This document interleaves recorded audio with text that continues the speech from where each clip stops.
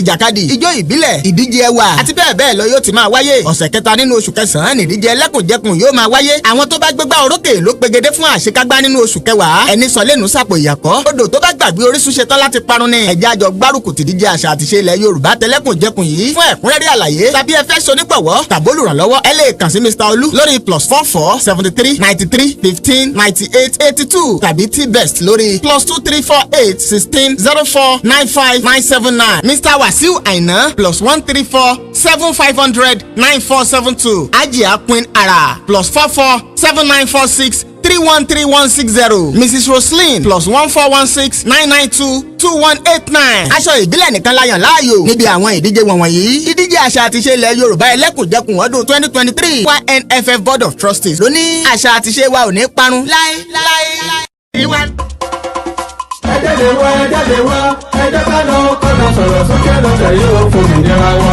Yorùbá wà lọ̀rọ̀ ìkàn pátápátá la sì ń lọ gbọ́ ẹ̀tàn tantan sétí ọmọ aládé gbogbo nígbàgbọ́ wípé bẹ́ẹ̀ ṣe ń gbọ́ lẹ́yìn náà mọ̀ sọ fún àwọn yòókù kárí ilé kárí oko tí gbogbo wọn sì péjú pésẹ̀ síbi ìwọ́de àlágbá yamuyamu làlújá tó ń bọ̀ lórílẹ̀‐èdè Amẹ́ríkà yìí ti Yorùbá Nation Diaspora Mega Rally in alliance with Yorùbá World Media àti Yorùbá Nation Self-Determination parapọ̀ dọ̀kan ṣàgbékalẹ̀ New York Super Mega Rally ọjọ́ mẹ́ta gbáko ló máa fi wáyé bẹ̀rẹ̀ látọjọ́ ìṣẹ́gun Tuesday ọjọ́ kọkàndínlógún oṣù kẹsàn-án títí di ọjọ́bọ̀ Thursday ọjọ́ kọkànlélógún oṣù kẹsàn-án bákan náà látago 7 òwúrọ̀ títí di agogo 4 ìrọ̀lẹ́ New York Times láti máa péjú pésẹ̀ gbóhùn sókè rárá fáyé gbọ́ wípé ó tó gẹ́ Yorùbá Self-Determination is our right. Yorùbá fẹ́ dá dúró a fẹ́ kúrò lọ́wọ́ ẹ̀tàn a fẹ́ kúrò nínú ìnira orílẹ̀-èdè Nàìjà bá a sì ń rọ gbogbo àwọn èèyàn wa jákèjádò àgbáyé tó ń bọ̀ wá síbi rálì yìí wípé ká pàdé lọ́jọ́rú 20 oṣù kẹsàn-án ní rally location 78 UN General Assembly 405 West 45 Street New York City New York 10017. fún ẹ̀kúnrẹ́rẹ́ àlàyé síwájú sí i tàbí fún ọ̀kan ọ̀jọ̀kan ìbéèrè tẹ́ bá ní ẹ kàn sí wa látòrí èyíkéyìí wẹ́bsáìtì yìí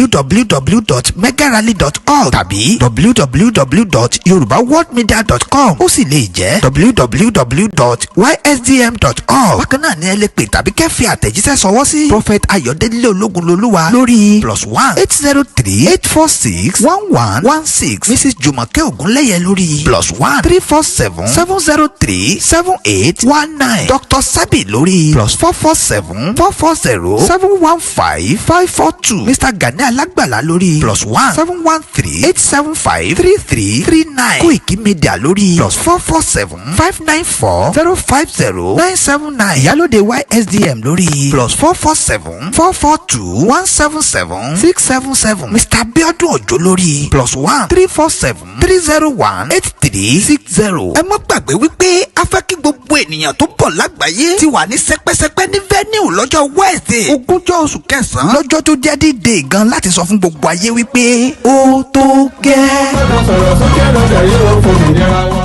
wọ́n ní pé ènìyàn ṣe bí Ọlọ́run ọba wọ́n ní kò lè possible àmọ́ wẹ́rẹ́wẹ́rẹ́ bàbá bá mi ṣe wọ́n ní bí ó sì àwọn wípé kò lè bọ́ sí ọ̀rọ̀ òṣì wẹ́rẹ́wẹ́rẹ́ o bàbá bá mi ṣe wọ́n ní kò sáyé ló kọ́ ayé fún mi lọ bọ́bọ́ lẹ́yìn mi bẹ́ẹ̀ lẹ́nu lórúkọ rẹ̀ wọ́n ní pé ènìyàn ṣe bí Ọlọ́run ọba wọ́n ní kò lè possible àmọ́ wẹ́rẹ́wẹ́rẹ́ bàbá bá mi ṣe wọ́n ní bí ó sì àwọn wípé kò lè bọ́ sí ọ̀rọ̀ òṣì wẹ́rẹ́wẹ́rẹ́ o bàbá bá mi ṣe wọ́n ní kò sáyé ló kọ́ ayé fún mi lọ bọ́bọ́ lẹ́yìn mi bẹ́ẹ̀ lẹ́nu lórúkọ rẹ̀ wọ́n ní pé ènìyàn.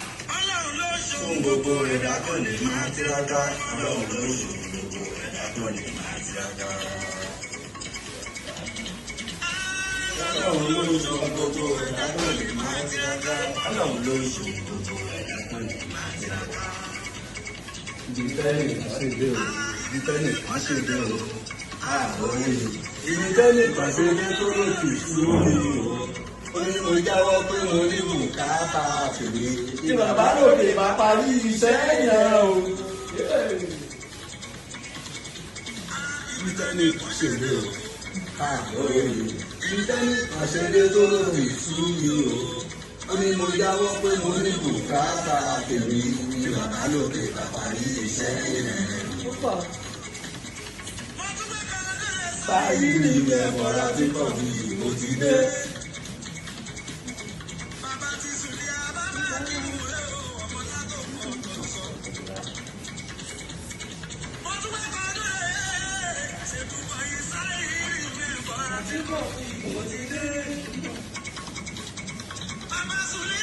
KABIRU ń pè ó ọmọ alátọ̀kùn lọ. Fún gbogbo ẹ̀dá kan lè máa tiraka Ọlọ́run ló ṣe. None of you can deny that what I'm saying is the truth. You know it's the truth. But either you won't write it, or you're too cowardly to speak it, because you want some favor here or favor there. So because you can't talk, you are muzzled. I'm not. I'm a free black man. And I didn't come here looking for a handout. And I really don't think you need one. Your problem is that you think you need a handout. Everything you need is right under your foot, but you're looking everywhere else for help instead of to yourself and what you can produce for yourself.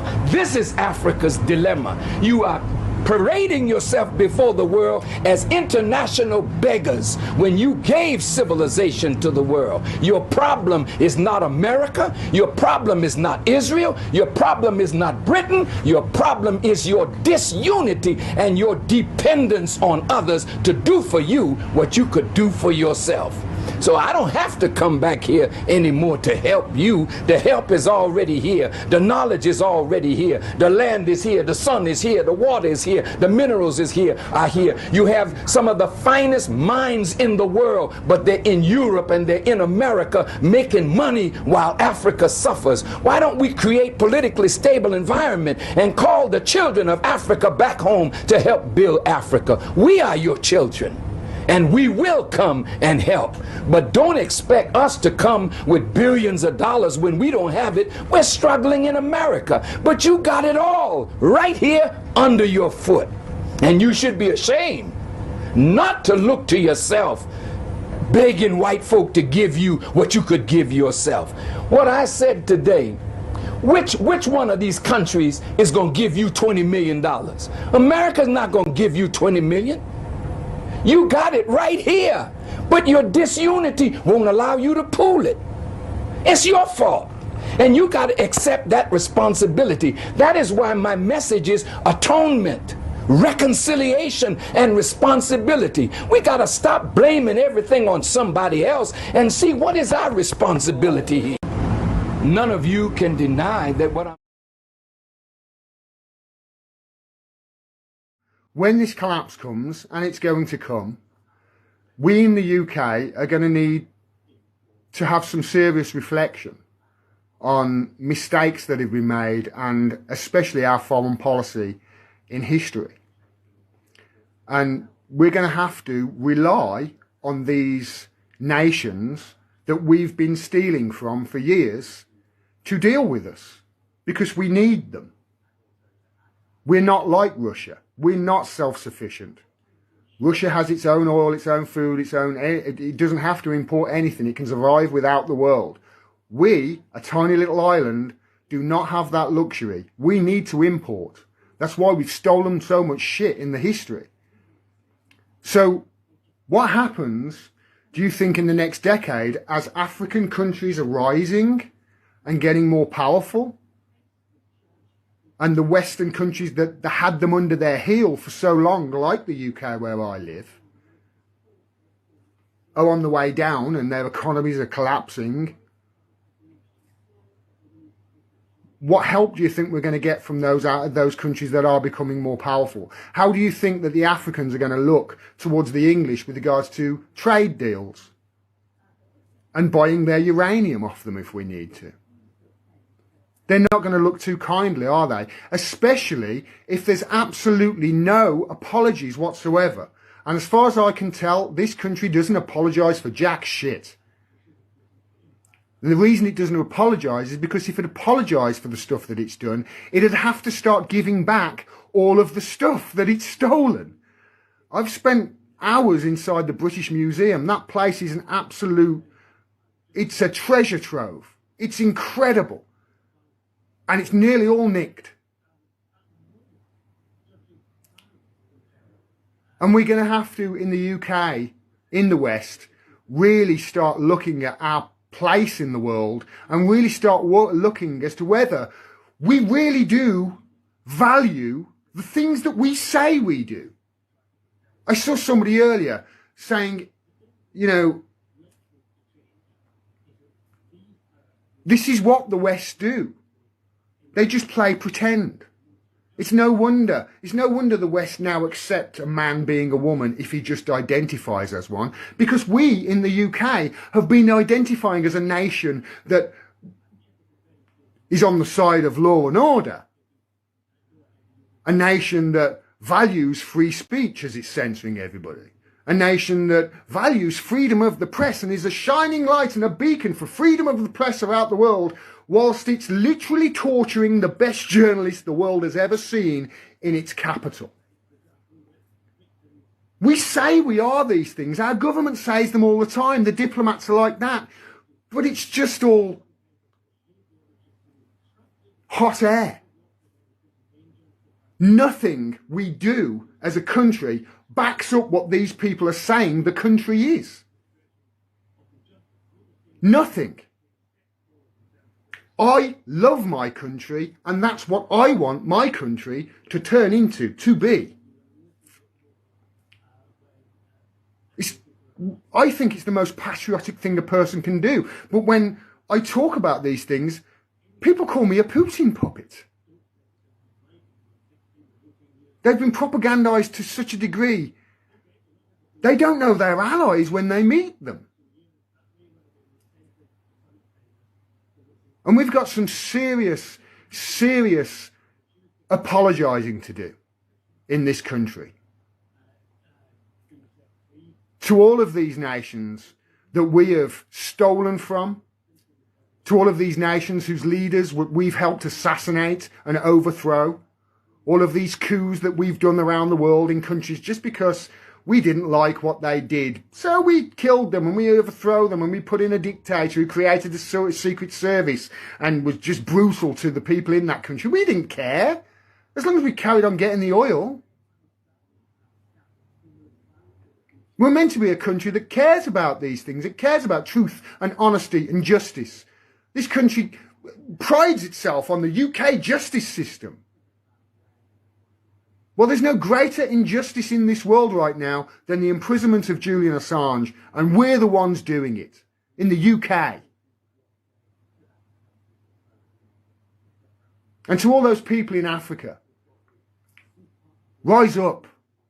I'm in the West and I'm fighting for you. And I tell you, we really are, the people in the country, the people in the UK, the people in this chat in the UK who know the truth, we're on your side. We want our country to be the things that it says it is, and it's clearly not.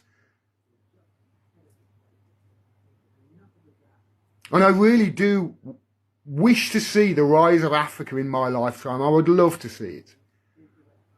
And we're seeing at the moment the rise of Russia and China. I'd love Africa to go with that as well.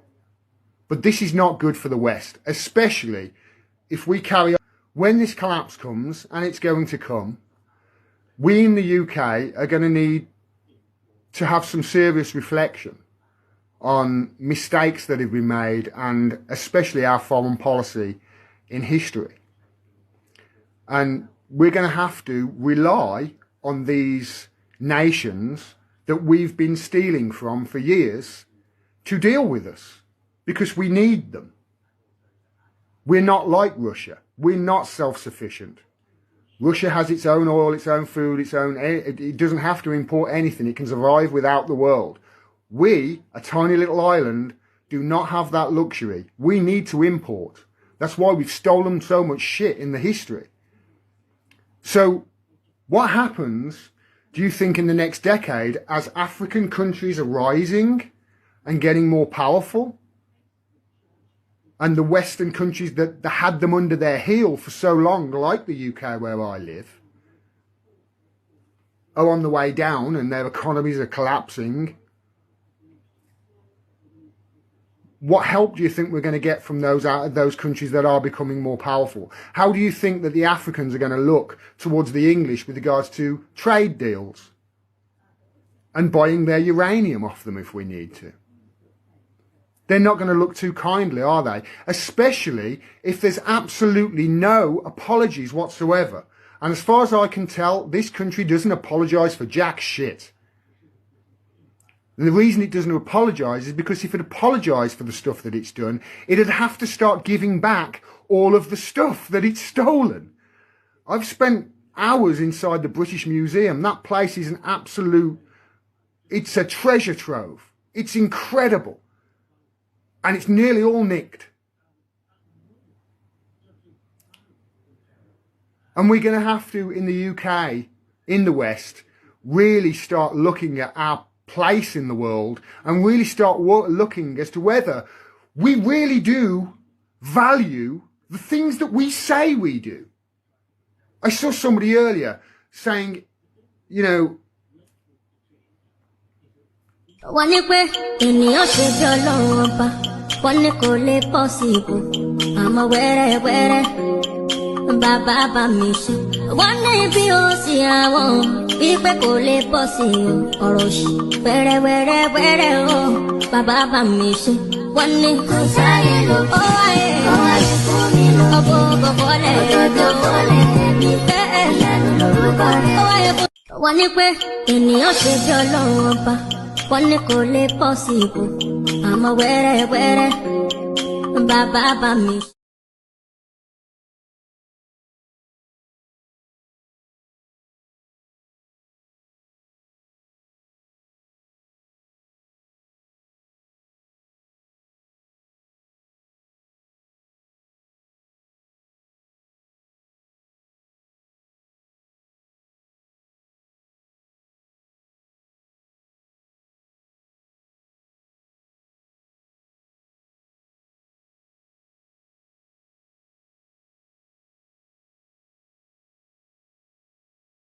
Radio station in London.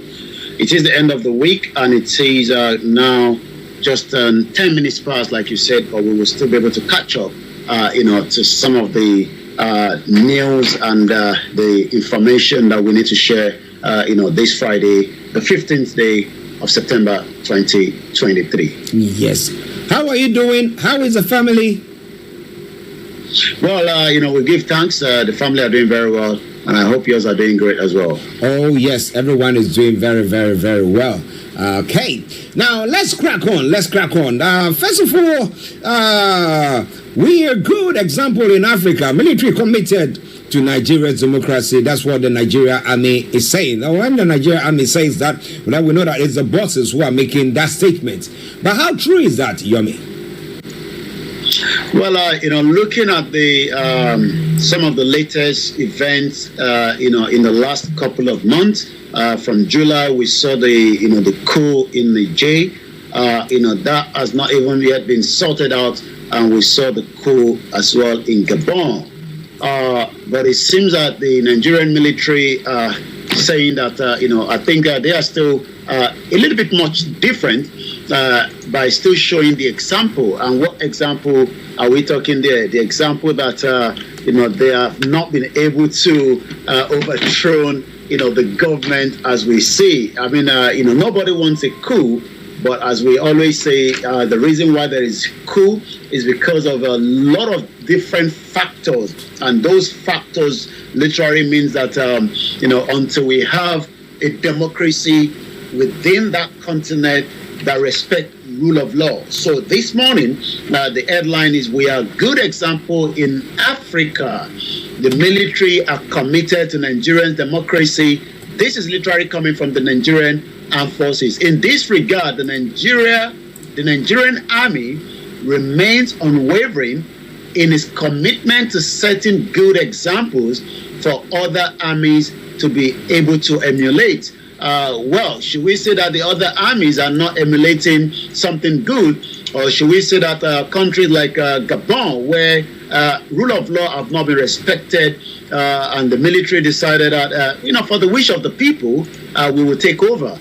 Or should we say Niger, where even the present administration have been able to work with the American government. Up till today, the American government refused to call them coup d'etat, and that literally means that the air base that was produced in 2019 that cost the American government up to $110 million is now back in operation.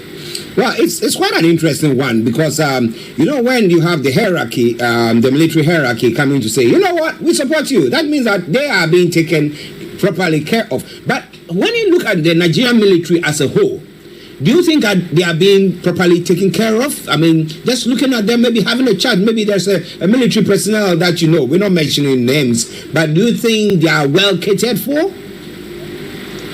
Well, I think the new administration, you know, yesterday, remember we talked about almost 7,000 military personnel that died from 2015 will now be given opportunity, you know, for the family to get some kind of, you know, payment. You wonder why many of the military personnel are struggling is because of lack of commitment from the hierarchy, you know, to make sure that, you know, things that are needed are provided, you know, for those military personnel. But it seems that the new sheriff in town is trying to be a little bit different from his predecessors, and that is why you know, the Chief of Army Staff, Lieutenant General Tyree Lagbaja, says the Nigerian Army is an exemplary in Africa, and we also remain committed to upholding the country's constitution and defending its flourishing democracy. The question is, how many more of the military personnel will be taken care of, whether those that have died in services or those that are still alive, when it comes to the necessary equipment to fight the terrorism taking place in the country. Mr. Lagbaja gave the assurance to President Bola Ahmed Tinubu of the unflinching loyalty, commitment of the army to the defense of the nation's flourishing democracy, and the most important thing, upholding the Constitution of the Federal Republic of Nigeria. Well, listeners, it's quite an interesting one there. So those in the hierarchy and those who have been, I mean, who have died in action, if they are going to be taken care of, that means that we are all okay. But what about the general people in Nigeria? But I mean, I will give it. Let me give a thumbs up to Tinubu for his actions so far. So far, I mean, with his actions, I mean, someone would say that, well, he seemed to be, I mean, cracking the whip. But how much or how long or how far would he go with it? And is it going to be serving the whole of Nigerians, or are we going to be seeing some U-turns or all that stuff that we normally see when it comes to our leaders? I mean, just maybe when they came in, they just do some hanya, and then after that, well, the forces behind the scenes trying to clamp down on them because they are coming after their own. Listeners, it's all coming your way from STARR Radio UK, your favorite African and Caribbean radio station in London with Mr. OLAMILEKAN in our North London studios. I'm actually here in the South studios, and we are bringing you everything that you need to know this morning. So stay tuned and don't you go away. Okay, let's move on straight to the other story that is making the headlines, a big one from the Agenda 2050. Now, we had Ghana, I think we had Vision 2020. Now we are in 2023. I don't think they realized that vision. They never did. We always set the agenda. I mean, of course, the good book says that. Well, you have to plan your way. If you don't plan, you don't plan. You plan to fail. So you have to plan to succeed. You have to plan that this is what we want to do. But have we ever been able to actually realize something? At least, let's say, if not 100%, maybe call it maybe 60%. Or 50% of whatever agenda that we put across Agenda 2050. Yami, tell us more about that. Would that reduce poverty? Well, again, when we talk about the agenda, what do we talk about? Let's go back to Nigeria 2020 Voluntary National Review on the Sustainable Development Goals SDG. The focuses and the key issues of that was the SDG 1 and the inclusive economy, SDG 8, health and well-being, SDG 3, education, SDG 4, gender equality, SDG 5, and the enabling environment of peace and security.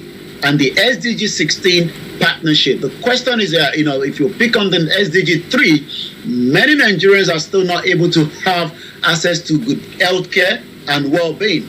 When we talk about the economy, which we're going to be talking about later on, the Nigerian debt has literally jumped from 75% in the last 3 months, 18, about 87 trillion. Let's again go back to the SDG 3. The SDG 3, the SDG 4 is education. We've seen the collapse of the education in Nigeria as we've been talking about it. But the expectation is that the Nigerian should be able to complete their 2030 vision.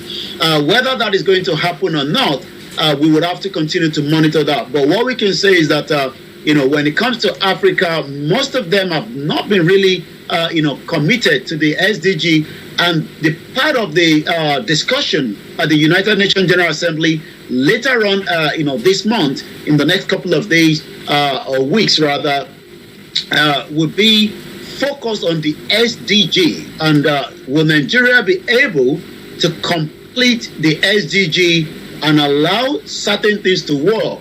Well, it says that, going back to some of what has been said in the past, let's go back to, this was around May. We won't leave any Nigeria behind achieving the SDG goals. This is actually coming just before the new administration. The federal government has again reiterated its commitment to include every stakeholders in its path to achieve the 2020 to 2030 Sustainable Development Goals agenda. That means we now have 7 years for the federal government to make sure that no Nigerians are left behind.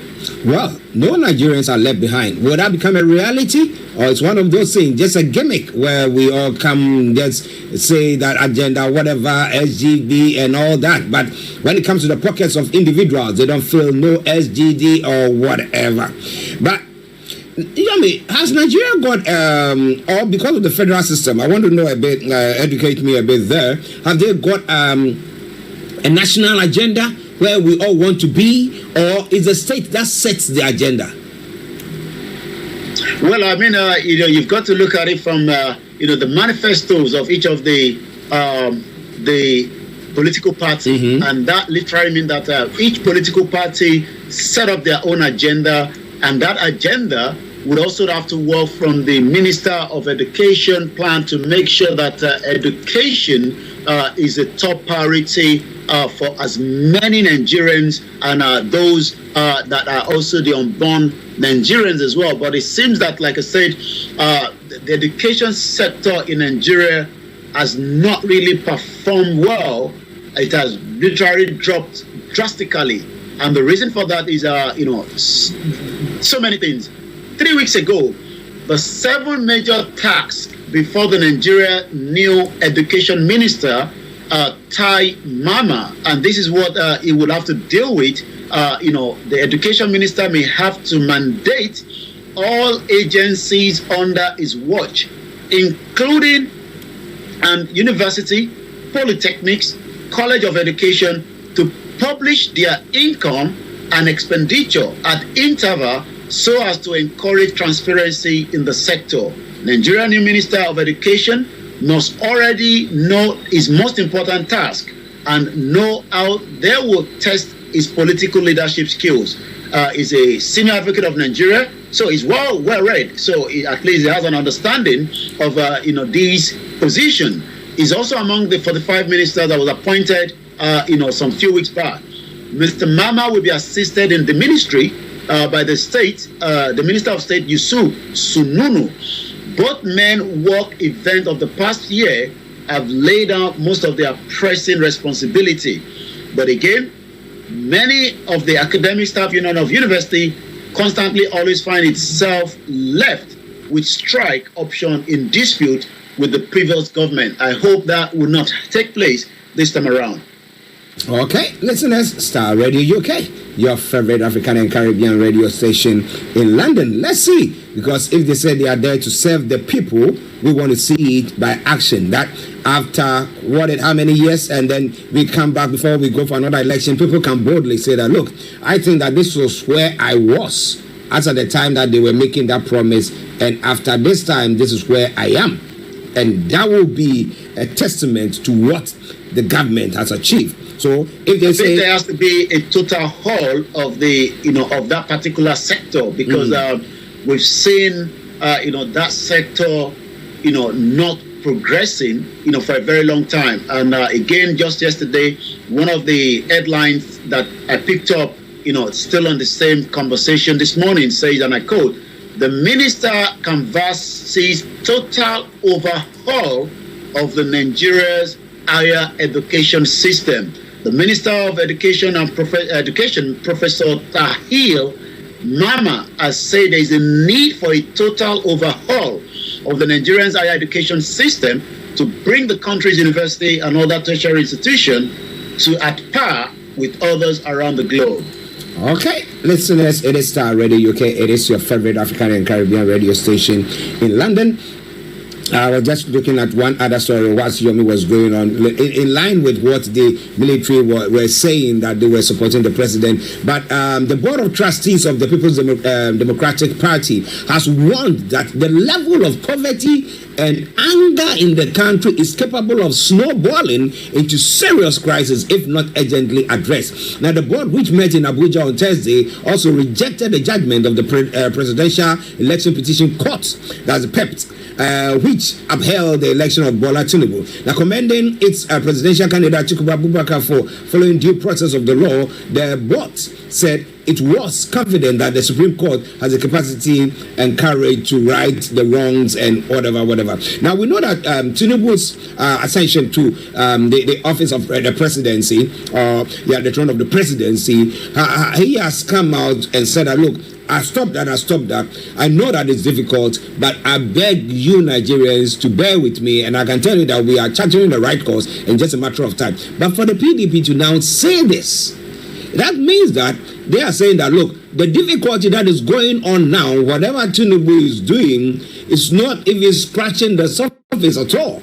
So we talk about the palliative during the course of the week, and we're talking about the fact that a bag of rice for 12 households, I mean, what would that be? Is it for a day? Yummy. You're quite right. I think the PDP as an opposition must have to check, the decisions and the policy of the new administration. As much as there's still a court case between the two political parties, but again, just like it's done here on different part of the globe, it is the opposition that must continue to checkmate, the new policies of this administration. Yes, it's been a roller coaster for this administration. There's no money, and the government is trying everything possibly best. And the only way you can resolve the issue when it comes to, the food crisis. The food crisis in Nigeria is not something that, started 3 days ago. It has been an issue that needs to be resolved. I was picking up on the APC national chairman and the former governor of Kano State, Gandude, that was telling the president during a visitation that there are 4 types of herdsmen that are creating problems in Nigeria. And the reason why there is so much problems in the agriculture sector is because of the damage. But it seems that, again, the former president, Muhammadu Buhari, tried everything to resolve the issue between the farmers, those that are committing the crimes as well. But Bola Tinubu says the government will have no other choice than to buy land for the herders, blames the past leaders. Again, he's blaming for the former president Muhammadu Buhari for failing to resolve the herder-farmer conflict. According to the establishment of the committee, followed the submission of a report from the National Conference of Livestock Reforms and the Mitigation of Associated Conflict in Nigeria. Yesterday, I was having a conversation and I was saying a farmer that had the 2 hands chopped off.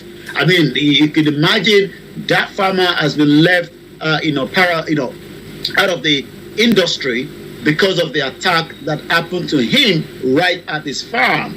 But President Bola Tinubu has blamed the past Nigerian leaders, from Buhari to Jonathan and so many others, for failing to resolve the recurring clashes between the herders and the farmers across the country. Tinubu said this in Abuja yesterday when he established the presidential committee dedicated to reform of the livestock industry and the provision of a long-term solution to the recurring. The question is, will these herders stick to one location, or will they continue to move with their animals from one end to the other? I'm going to come back again to you in the studio, where I'm going to pick exactly how the APC chairman has also been able to now identify some of those that are creating the problem that we are currently experiencing in Nigeria today. Well, listeners, it's quite an interesting one from there. STARR in the UK, Mr. Olamileka in North London studios, and I'm actually here in the South studios. And I apologize for the images from the studio here in the South. Yomi's images seem to be working perfectly, but here in the South, there seems to be a bit of a problem, technical issue there. But we have got the technical team working on it, so just bear with us whilst we do so. But it's quite interesting now. The presidency or Tinubu saying that, well, the former leaders did not deal with the situation, so he's going to be dealing with that, with the headers issue. But my question this morning has been, now, if they buy stretches of land or portions of land for them, are there lands that will be cultivated so that, or with grass, so that these herdsmen will not need to move their heads around? Would they decide to stay there?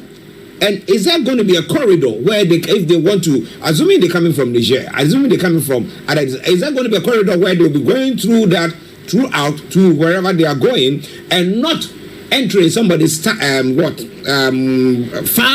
or village to destroy anything there? What do you think? What do you think will happen? Well, let's look at what the former governor of Kano State and the current national chairman of the APC, Abdullahi Ganduje, that has now been able to identify 4 types of the herdsmen operating in Nigeria. Let's go into it. He identified that the 4 types of herdsmen are settled herdsmen. These herdsmen will live in one place and do not move around. Probably maybe these are the kind of the target from the new administration. He said they typically cause no problems. The migratory herdsmen, these are herdsmen who moved from the north to the central to the southern part of Nigeria. According to him, they sometimes cause problems along the way. How would they be able to convince such of individuals to have a permanent location? And probably they have to start growing their own food. Again, remember that the reason why the cows are moving very fast, they need to consume a lot of water as well. Again, according to him, they sometimes cause problems along the way. He also talked about the transhumanist herdsmen. These are herdsmen who move from West Africa to the northern Nigeria, the middle belt, the southern part of the country. They also often cause problems in the areas that they pass through. Settled herdsmen among ethnic nationalities. These are herdsmen who have settled among certain ethnic groups in Nigeria. They typically have a good relationship with their host communities. The question then is, how will this present administration deal with those that are committing the crime? Because Bola Tinubu says the government will buy land for the herders, and he has actually blamed the past leaders for failing to resolve herders and farmers' conflict. Well, somebody will say that if it was that easy to be done, then the former leaders would have sorted it out. But that means it is not. And again, like you are saying, as whether that communique, whatever agreement, communication will be, it will be understood by these headsmen, especially the migrants ones, not the ones who are staying in one place, and then those who are moving in from the trans one, the ones who are coming from various African countries and coming to that place. But when it comes to the vegetation, I'm sorry that we are keeping a bit of time there, but when it comes to the vegetation of Nigeria, which part do you think have got lovely vegetation, so nice grass, and that people, cattle will want to have that? Which area are you looking at? Well, definitely, the southern part has, the kind of grass, and also because of the waterways in that particular. The northern part of Nigeria do not have enough water, and that means that they have to come all the way down. And again, with the climate change and so many of the problems, the northerners have to bring those cows further down, so that they can be able to have enough grass and enough water along the roads. Okay, listeners, it is STARR Radio UK. It is your favorite African and Caribbean radio station in London. Mr. Olamileka in our North London studios. I'm ARCHIE here in the South studios. We're bringing you updates from Nigeria. Now, let's move on to one. There are two stories there. They are very, very important. Okay, let's start first of all on the IGP's orders. Now, the IGP has ordered the immediate dismantle of all illegal checkpoints across the 36 states. Now, which checkpoints are this? Are they checkpoints that have been mounted by the police?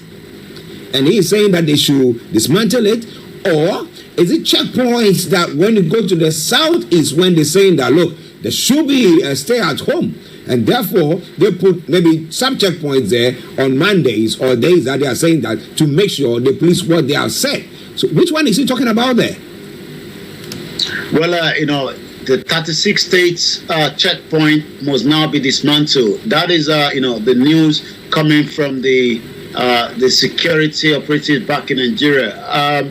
The reason why there's checkpoint, from the previous government is to be able to checkmate, those that are moving, arms, drugs, also because of the insecurity in the country.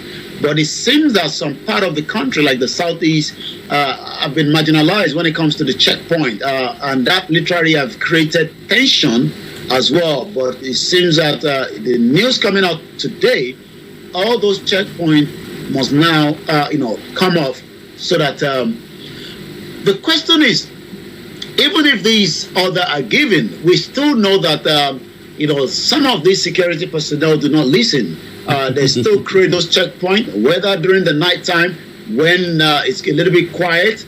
But because the Nigerians are becoming much more smarter as well, much of the videos are coming onto the social media, and that literally means that the new Inspector General of Police would definitely have to review if the checkpoint are being disembarked or not. But like I said, the previous government tried it, but it failed. Let's hope this new administration and the new Inspector General of Police, Egbetokun, will be able to look into it, just like the other security operatives as well in the country.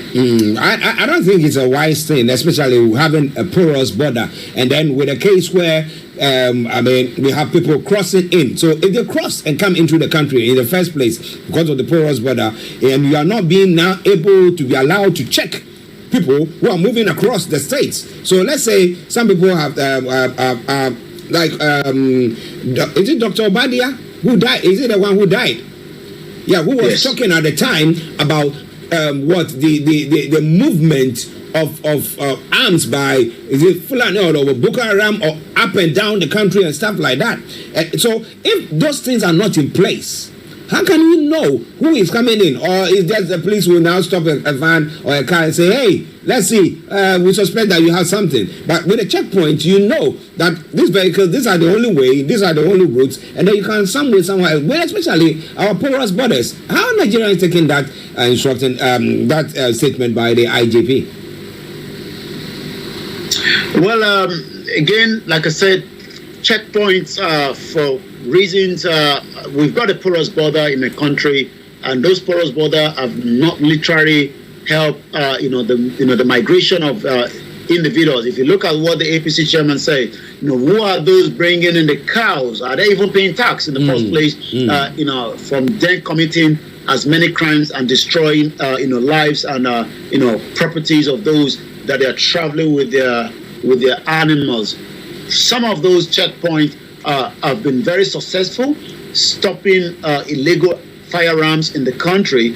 But again, many Nigerians have fallen into the trap of thinking that the checkpoint is a legitimate one, is legal one, only to find out at the last seconds that these are terrorists also operating in the military uniform. And many Nigerians have been kidnapped in that kind of ways, from different part of the country. So you literally can see that there's a checkpoint ahead of you, and you can see that these are, men in military uniform. And, you just have to, pull the vehicle, but at the last minute, these are terrorists that end up, taking away some of those innocent Nigerians into the forest, and sometimes they get killed, and some end up paying ransom.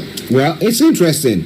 If that is going to curb the kidnapping and stuff like that, good. But if you are driving and you're going to, there's a checkpoint there, and they put tires or they put some goods there, are you going to drive through them? What will you do? So we need a security agency to be up and acting and running and making sure that if you say no checkpoints along the routes, we see their presence there, and it will help keep all this. Listen, as a Star Radio UK, it is your favorite African and Caribbean radio station in London. 11:38. My apologies. One more, then I'll let Yomi go on. Okay, you talk about this one, and it goes on with the others. Now, experts urge the federal government to apply Benin Republic Port Community System model. Now, what has been the Nigeria port model system? Why they are now saying that they should take what Benin is doing? I don't know if Benin and Togo have got free ports.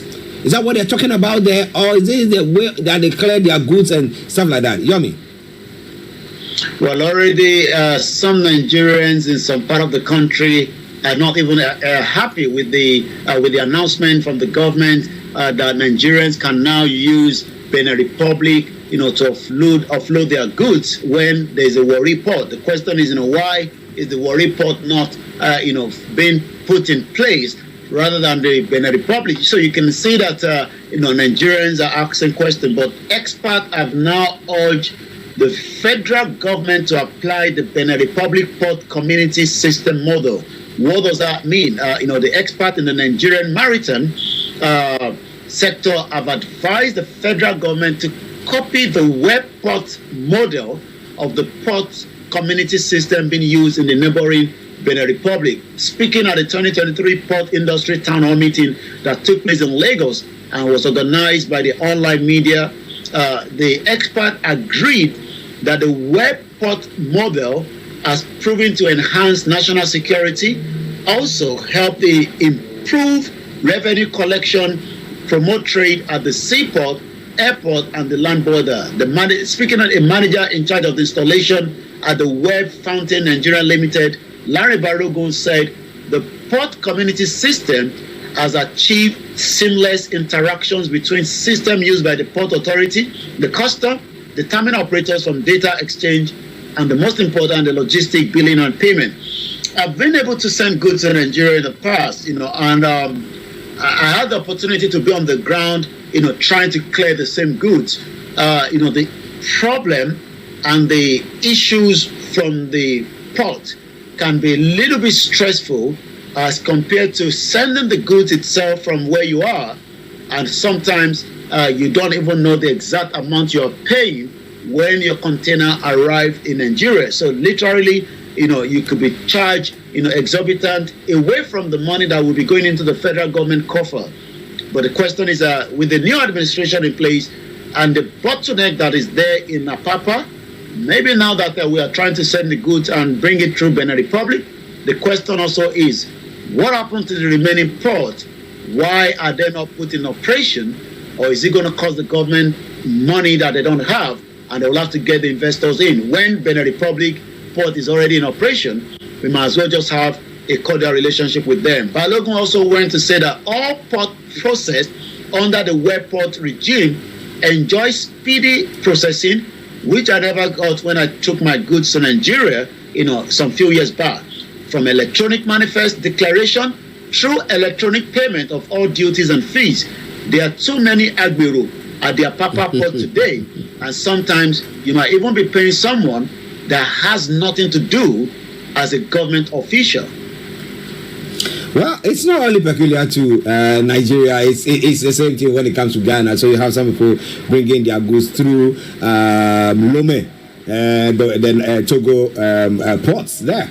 But What do you think about all that if you are listening to us? Have you been treated fairly? Or do you think that Nigeria is big enough to be able to run its own ports? Because if you look at the volumes of goods that are coming into the country, if they put their acts together, it will be making lots of money from there. Why do they give that to Benin Republic to do so? But well, it is all STARR Radio UK. 11:52 the time. I don't know why today I'm saying 10 because I started late. So, well, 42:43 the time. Let's go back to Yomi for the rest of the story that's making the rounds and what is happening on the social media platform. Over to you, Yomi. And let's go straight. 48,000 people from 121 countries have now signed a petition, Nigeria over disability rights.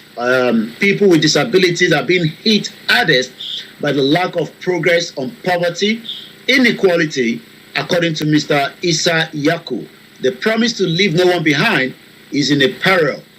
Again, we've seen many Nigerians, with physical challenge, we will call them here, that have not been supported from local government, to federal, to state.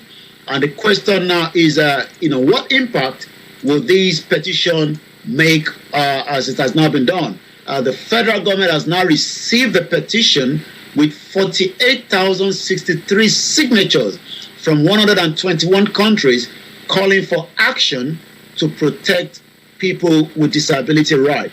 The petition came ahead of the United Nations Summit again on the Sustainable Development Goals, SDG. Nigeria promised to have it sorted out by 2030. So we literally have 7 years, and that 7 years will be part of this this government as we speak.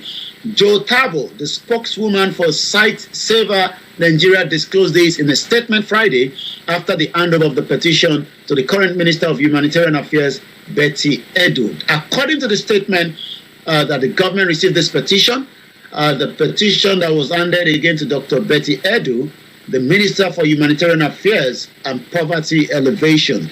What is needed and what should be, the take-home, the outcome of the summit will be a political declaration and a global national commitment.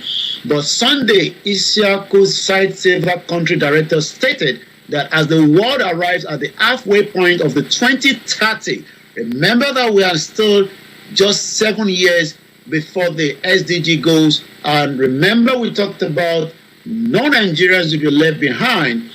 People with disability are being hit hardest by the lack of progress, poverty, inequality. The promise is no one is going to be left behind, but it seems many have been left behind. So we will monitor that, in days to come. But as we always say, there's too much poverty on the land, and that means that the federal government has a lot of work to do. Manufactured goods import got $6.7 billion in the last 6 months, according to the National Bureau of Statistics. $6.7 billion was spent on the importation of manufactured goods in the first 6 months of 2023, according to the data from the National Bureau of Statistics. Again, this is not very good for a country that wants to produce, and help the economy. If we continue to bring as many goods outside the country into the country, there will be pressure on the Naira. It will continue to be declined, devalue. The dollar will become a little bit more stronger than the Naira. But when we have a country that is producing as much of half of what we are, in need of, then there will not be any need for such. But according to the analysis of the Foreign Trade Statistics report that was published by the NBS, the National Bureau of Statistics indicated that the value of manufactured goods trade stood at 2.5 trillion in the first half of the government this year. Over the past few years, manufacturers at various fora have cited 95% of their forex needs were sourced at the parallel market. That literally means that if I need to go bring in toilet roll into the country, I would then not be able to get the dollar from the central bank. I will have to go to the black market. And the exchange rate at the black market is going to be very, very expensive. So we hope and continue to review how this present administration would reduce the importation of manufactured goods. This takes the total export of manufactured goods as well. So we'll monitor that Once again, this is still the finest African and Caribbean radio station. Again now, where are these goods coming from? And what kind of goods are we talking about? The major goods imported during this period included the use of vehicles with diesel or semi-diesel engines from the United States, United Arab Emirates. I was reviewing the founder of the United Arab Emirates that was born in 1918, just 4 years after the amalgamation of Nigeria. He died in 2004, and you can see the transformation that has taken place in the last 2-3 decades of what is now called the United Arab Emirates. China is bringing a lot of equipment into the manufactured goods into the country, and other medicaments not elsewhere but from India. Again, as many Nigerians need to be taken care of, that means we have to rely on India for our medical equipment. According to him, Nigerian manufacturers are saddled with the high production costs, which ultimately push up the prices of manufactured goods. So that again is coming from one of the headlines, as we're really strained with time this morning at 11:48.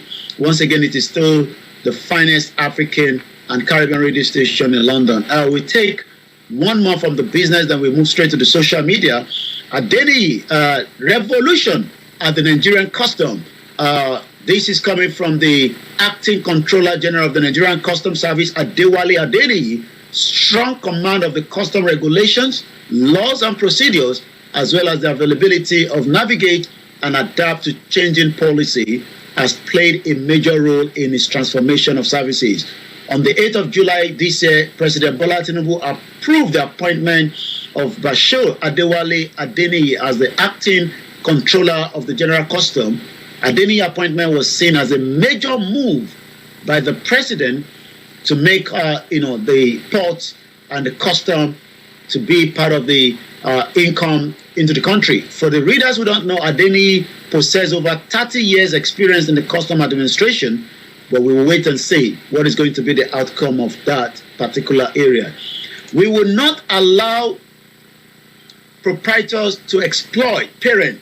Kano State Governor has promised. The Kano State Governor has warned that henceforth it will not allow private schools proprietors to exploit unsuspecting parents and guidance by increasing and charging school fees at the exorbitant price. We know that the public schools are completely dead. That means many Nigerians will prefer their students to be in the private sector. According to the special advisor of the state governor, private and voluntary institution board, Baba Abubakar Umar, disclosed this during a media briefing that was held yesterday in Kano State. According to him, many of the private schools are charging high school fees was unbecoming, and the government will no longer tolerate such attitude. He said that we have free validation forms to over 7,000 private schools that are currently operating in Kano in the state, but only 3,000 collected the fee and returned the form to the board. And when I came on board, I was faced with a pathetic situation because private schools were operating anyhow.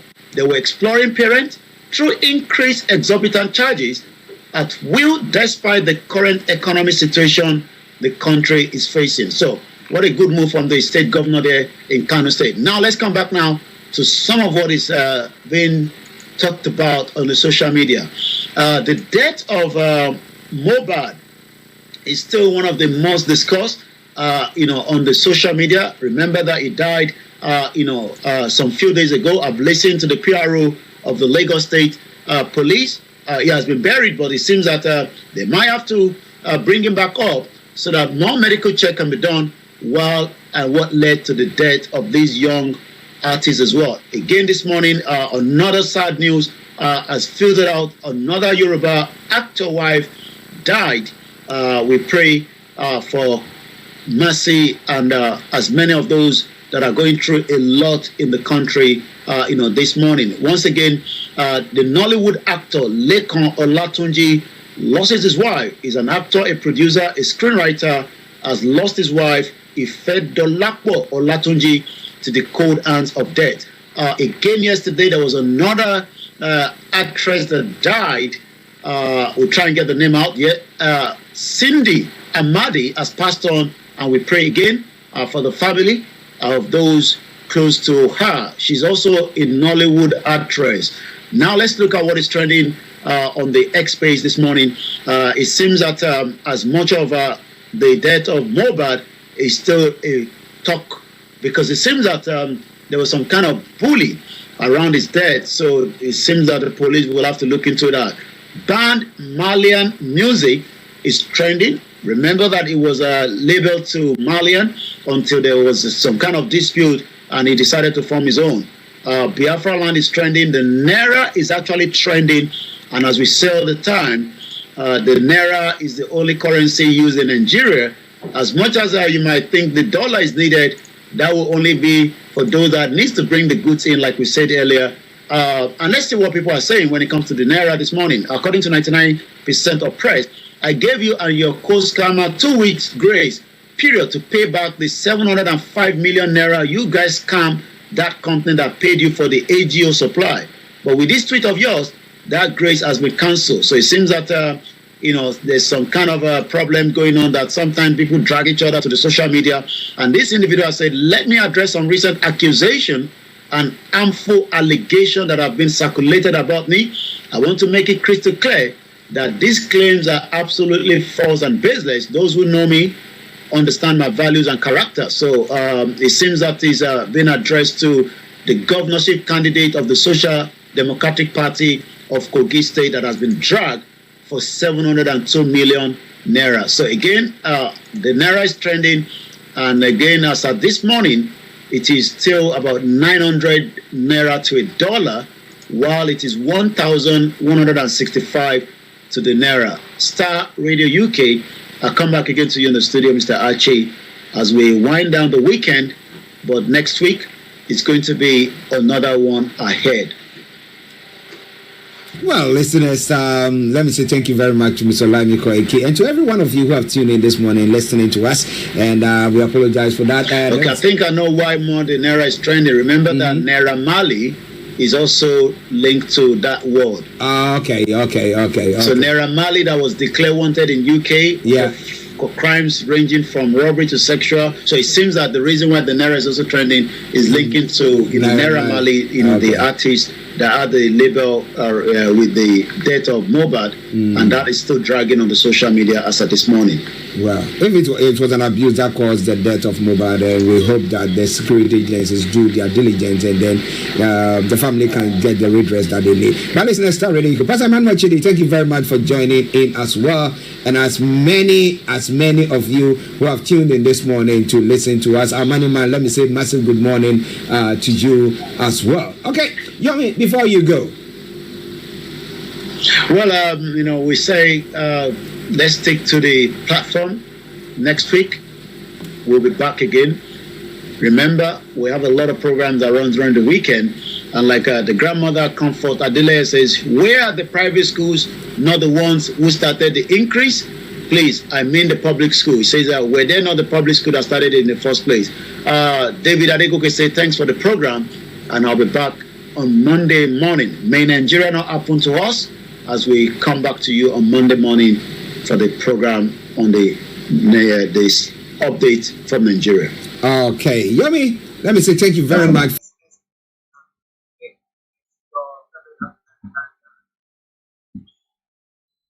Yeah, that is the conclusion of the Star Radio.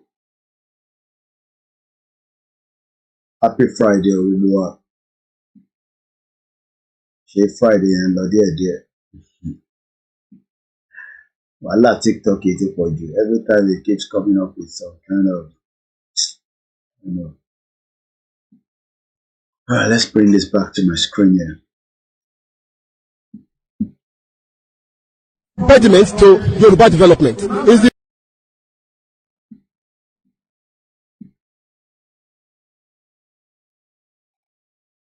we are far ahead of China even.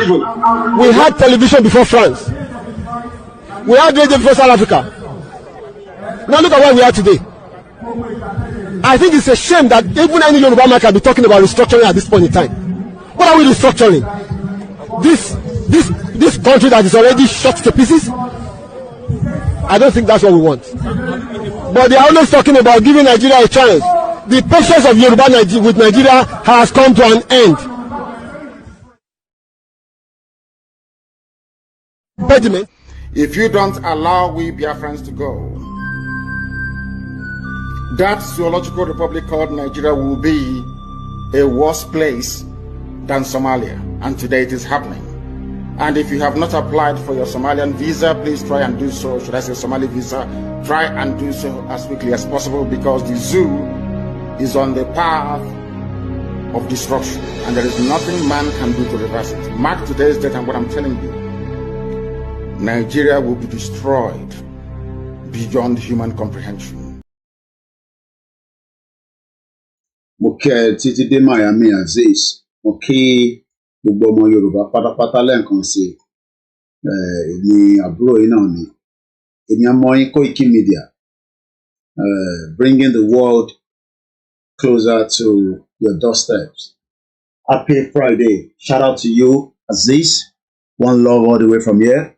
Shout out to the humble, innovate. Good morning.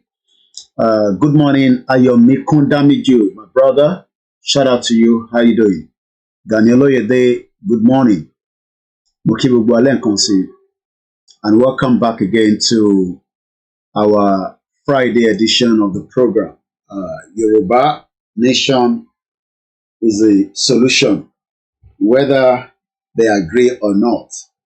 But our job is to tell as many Yoruba people that, but again, those that says no, we cannot force them. We just have to continue to advise many of you so that we can get the hell out of the contraction known as Nigeria. Nigeria is a contraction. It's not going to work. It has never worked anyway. So, Moki comfort, Moki sisters were the mothers were around the world. A lot of people are concerned about Ayitewan in Libya. If you're in Libya, please let us know that a lot of you are safe at their location. Many people are concerned and worried, especially in Taiwan in Libya. So if you are living in Libya, let us know what the current situation is on the other side. Moki our comfort adile barika jima fún gbogbo apárápátá. Moki bàbá wa Professor Banji Akintoye. Headline tí mo rí lórí Vanguard yẹn ló pa mí lẹ́rìn. We won't leave any Nigeria behind in achieving the SDG goals. Mr. Deni Yakim, good morning. Do you believe that? Okay, a little bit slow. So what I might do, I might bring my other screen here. So, class, I'm not bringing time, I might disconnect the camera for now while I sort out. So, sometimes the pressure about the no system can low. So I need to bring this one down. I'll do another laptop from here for a few minutes. Nigeria no must be SDG goals. See, Omani by 2030. You know, no believe it possible. Are you of the opinion that the government is not possible? Share you not believe it? Do you think that it will be possible where by 20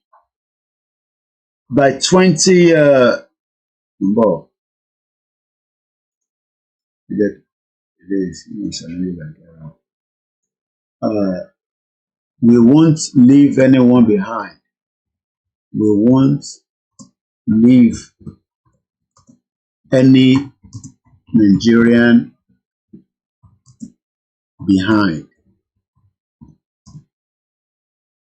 There was an article that came out in the Vanguard on relay. So now let me close all this. Now I'll leave the camera and put a friend here on Instagram. That's mute it. Okay, Mixela, good morning at Plan B. Packing Games. Báwo ni Southwest láàárọ̀ yìí? Ṣé weather yẹn ṣó ń ṣe díẹ̀díẹ̀? Mo kẹ́yìn tẹ́ wà ní Cyprus, ẹ̀yin tẹ́ wà ní Greece, mo dẹ̀ kẹ́yìn tẹ́ wà ní Turkey. Àwọn ọmọ Yorùbá náà pọ̀ ní Turkey gan-an. Ní ọ̀dọ̀ tí ń ṣayé, Banko wà pẹ̀lú gbogbo wa. We are all different places around the world. Yeah, that's it. So, now, let me close this one. Close that. Close that. If you want to know what I use the OBS for my software. On the Muffin stream. Mo kí Mọ̀mísí mi lẹ́ẹ̀kan sí. Mo kí gbogbo yín àgbàlagbà. Mo fẹ́ ká sọ̀rọ̀ nípa SDG goals. Nigeria náà máa confirm SDG goal by 2030. Rahim Abbas, mo kí Grandma lẹ́ẹ̀kan sí comfort. They have started their glaring wahala. We shall soon get our nation. Bọ́fẹ́ bọ́kọ̀. I think the problem táwọn èèyàn wonder ni pé ṣé kíní máa bọ́ sí, especially after ti Dúpọ̀ ní tìrì tó ti wá gbé fàbọ̀ wá. Mo ń gbọ́ tí Wálé Àlè ń sọ lánàá pé gbogbo àwọn tá a sign 5 million petition ni a gbọ́dọ̀ jáde fàdélé. Ẹgbọ́rọ̀ ọ̀dẹ̀ ló ń sọ. I don't think these people know what they are talking about.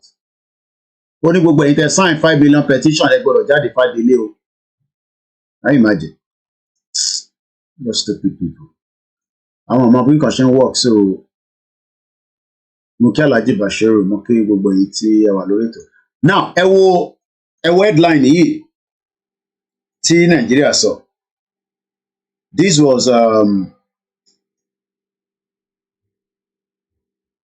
ẹ̀gbọ́n àwọn tó kọ síbí wa. We won't leave any Nigerian behind in achieving the SDG goals, federal government. Do you believe that? Ṣé wọ́n wà lára àwọn tó believe pé federal government will be able to achieve the SDG goals? Are you one of those that believe that the government will be able to achieve the SDG goals? Abdullahi Moke, wọ́n ti níwọ̀ tí bẹ́ẹ̀ ni bomb bastard ni Dúpọ̀ ní tìrẹ àtàwọn tọ́jọ́ wà pẹ̀lú ra wọn. Ó ní káwa jáde, can you imagine? Ó ní kí gbogbo wa gbọ́dọ̀ jáde, àwọn tá sign petition yẹn pé ká jáde. Ọ̀rọ̀ dẹ̀. Ó dà pé kò mọ tó ń sọ lẹ́nu. We won't leave any Nigeria behind. We won't leave any Nigeria behind. A wà ní 2023 nísìn. 24, 25, 26, 27, 28, 29, 30. So just 7 years ló kù. Ṣé fi ipò possible pé by 2030 gọ́ọ̀mẹ̀ntì Bọ́lá Tinubu máa achieve the SDG goals? Okay, wọn náà tó wà ní Libya tó bá sọ̀rọ̀, wọn náà wà okay, you kan fún wa ní update ní bíbá ẹ ṣé gan ni sir. A few people I talked to in Libya are fine. It's a sectional problem. Government méjì ló ràn ní Libya. Government kan wà tí àwọn West like, the other part, fraction àwọn West ò bá ṣe. So gbogbo resources tó ń dé, gbogbo aid tó ń dé ọ̀dọ̀ àwọn èyí tí government àgbáyé like ló ń dé sí lọ́wọ́. The world is bàtà ti pa Gaddafi wàhálà ti wà nílùú yẹn. Mo kí ẹ Dennis. Bàtà ti pa Gaddafi, so bàtà ti pa Gaddafi. After the death of Gaddafi, Libya ti di messed up place. Bó ṣe wá wà messed up yẹn, àwọn kan tó ṣì wà nílẹ̀ sọ pé àwọn ṣì prefer to Nigeria lọ. Not everybody, because tó bá wà ní the wrong place, you could be in big mess. Big mess. So, but we'll see how it goes. Let's come back out of this and let's just talk about Yoruba nation. Ìyẹn táwa gbé dání nìyẹn. Àwọn tó gbé Nàìjíríà dání Problem tí wọ́n nìyẹn. Come and sort Nigeria out. Everybody is asking, what is the next move? What is going to happen? Kí ló máa ṣẹlẹ̀ lórí ọ̀rọ̀ Yorùbá nation? Ẹlòmídẹ̀ náà gbọ́n kankan mọ́ wọn sẹ̀. It seems everything has gone very, very quiet. It might sound like that, but it is not. The campaign will go out again from New York. Sherry, mo ń gbọ́ tí the same thing tá à ń sọ tí mo máa ń sọ níbí báyìí. Mo ń gbọ́ tí arákùnrin jagbajantis tó ní ká jáde tó pè rẹ̀ ní Wálé Àlì. The same thing tí mò ń sọ níbí báyìí lójoojúmọ́. The same thing ó sọ náà lánàá. Without the numbers on the street, you are doing nothing more than just waiting. And we're just going to continue to wait through dialogue, diplomacy, and negotiation. Program tó ṣe lánàá, lónà mo rí program yẹn mo kọ̀ wò díẹ̀ náà. Mo bẹ̀rẹ̀ láti ìgbà tó bẹ̀rẹ̀. The same thing tí mò ń sọ lórí program yìí. Tí ẹ bá náà fẹ́ gba Yorùbá nation, tí wọ́n dẹ̀ ń ṣe diplomacy, tó ń ṣe dialogue, tí àdẹ̀jáde sí orí títì tá à ń make noise continuously, then we will have to remain very patient. There's nothing we can do. Kò sí eré kankan tẹ́ fẹ́ ṣáájú pé ẹ máa wà patient lọ.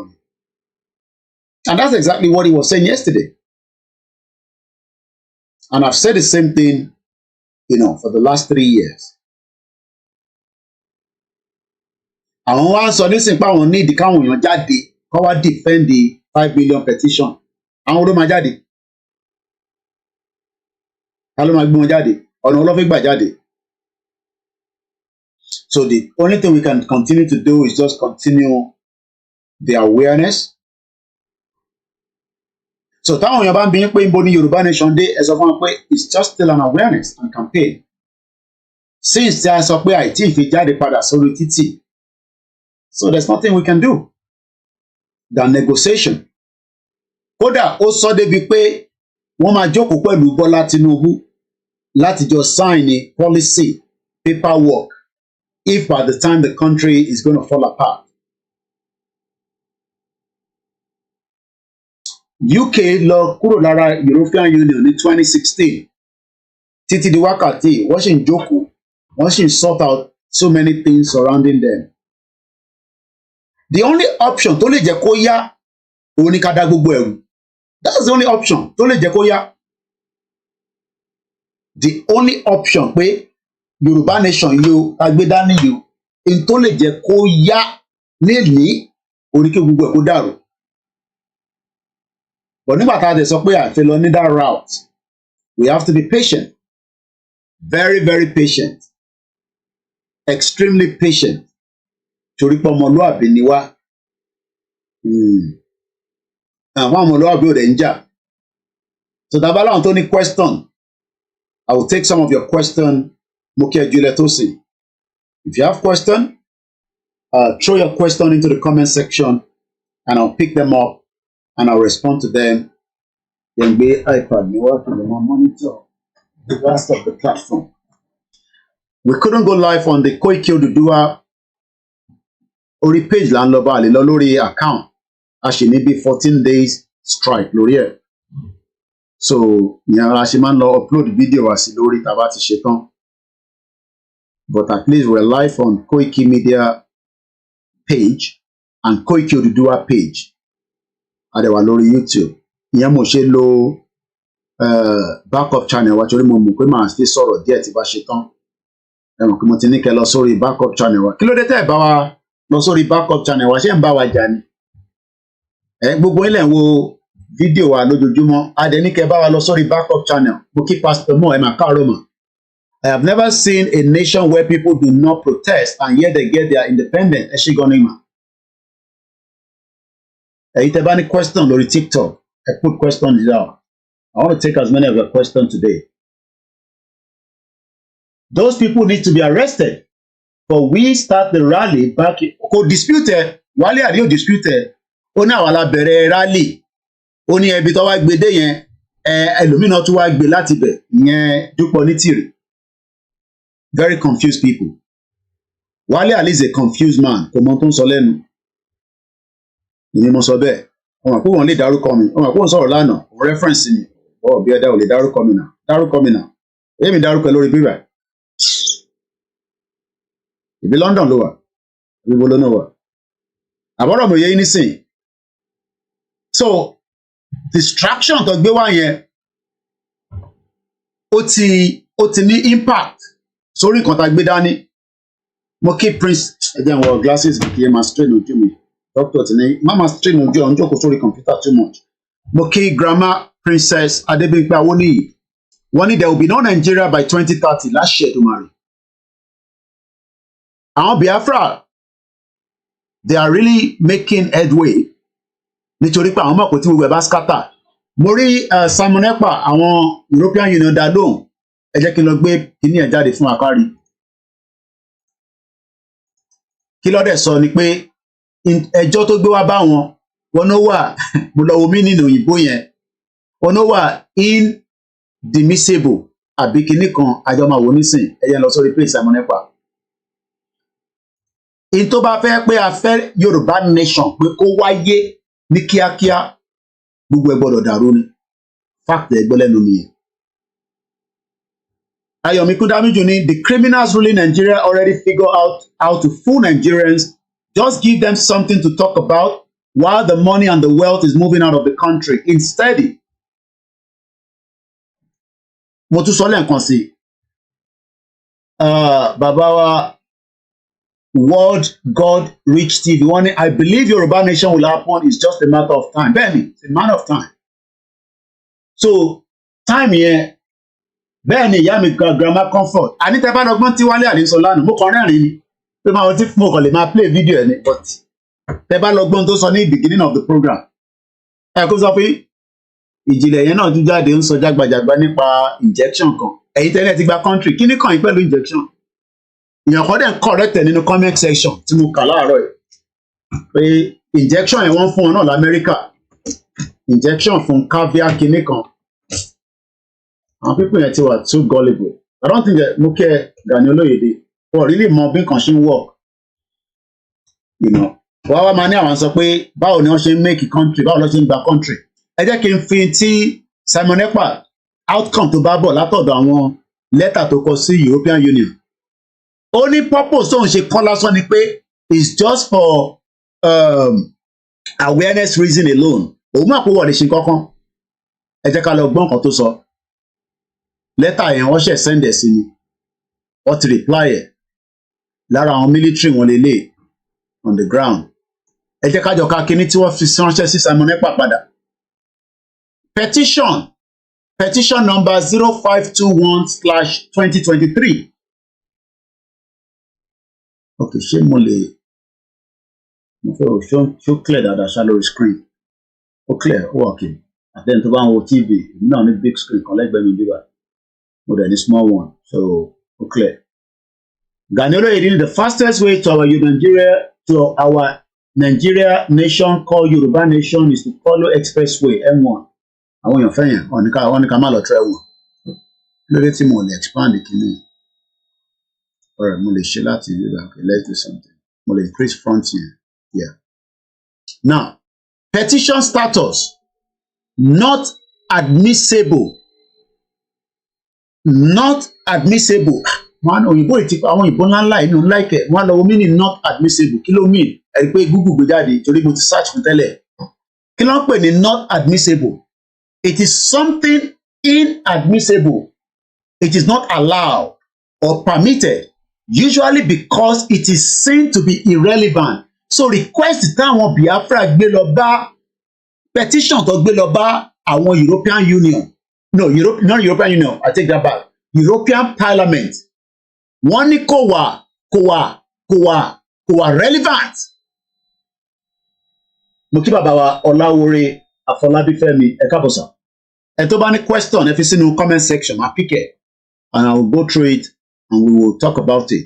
Àbẹ̀ tó bá ní concern nípa Yorùbá nation bíi tí ìrìn àjò yẹn dé, I'll try my best to be able to see what we can do to answer it.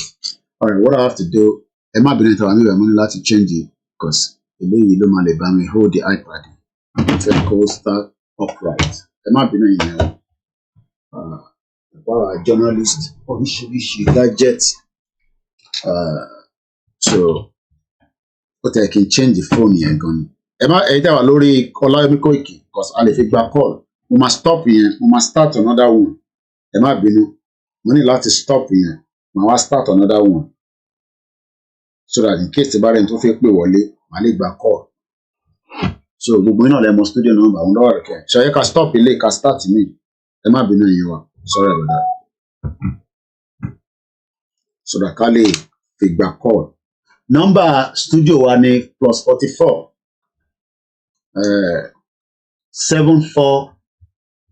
7404405917. Ẹ jẹ́ ká máa ṣe lọ díẹ̀díẹ̀ bẹ́ẹ̀ yẹn. So ẹ kì í máa charge fóònù yẹn náà lọ torí kò wá charge dáadáa. So tó bá ní concern sí tó kàn mí pẹ̀lú Nàìjíríà o, Nàìjíríà ò ṣiṣẹ́ o, so má wá sí bíbá kò wá sọ pé lọ fẹ́ràn Nàìjíríà.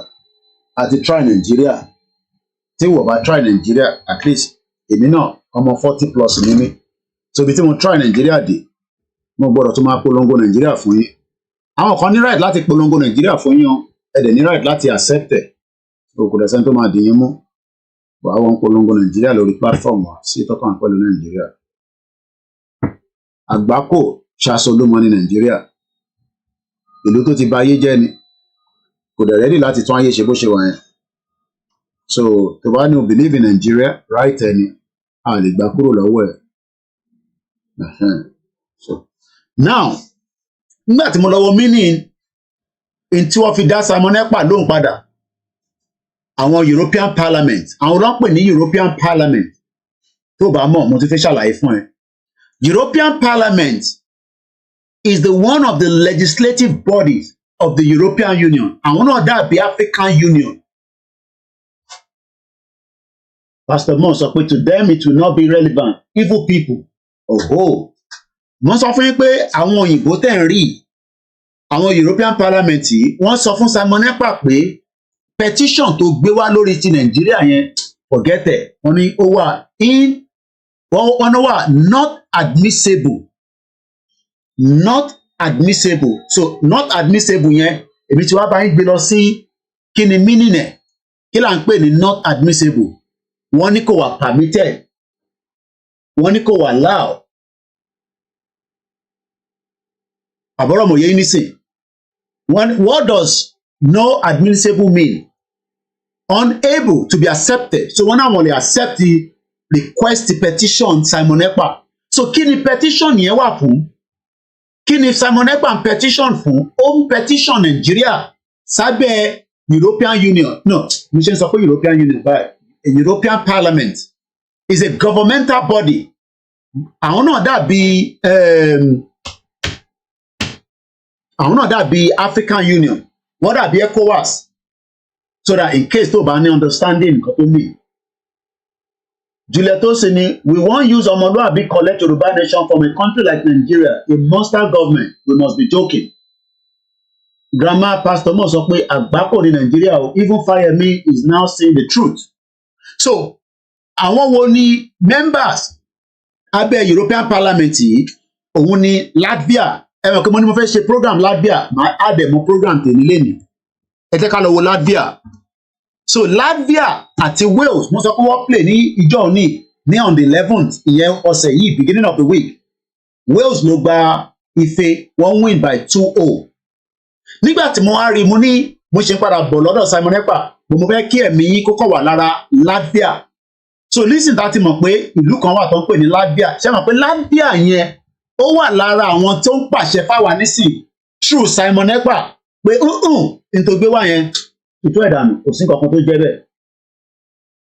Latvia is a country on a Baltic Sea between Lithuania and Estonia. It is a landscape. Gbogbo population wọn is 1.8 million. Wọ́n wá ń pàṣẹ torí àwọn náà ní representative wọ́n wà lábẹ́ EU. So ẹ jẹ́ ká béèrè, is Latvia an European country? Is Latvia European Union? Ṣé lára Union làwọn náà wà?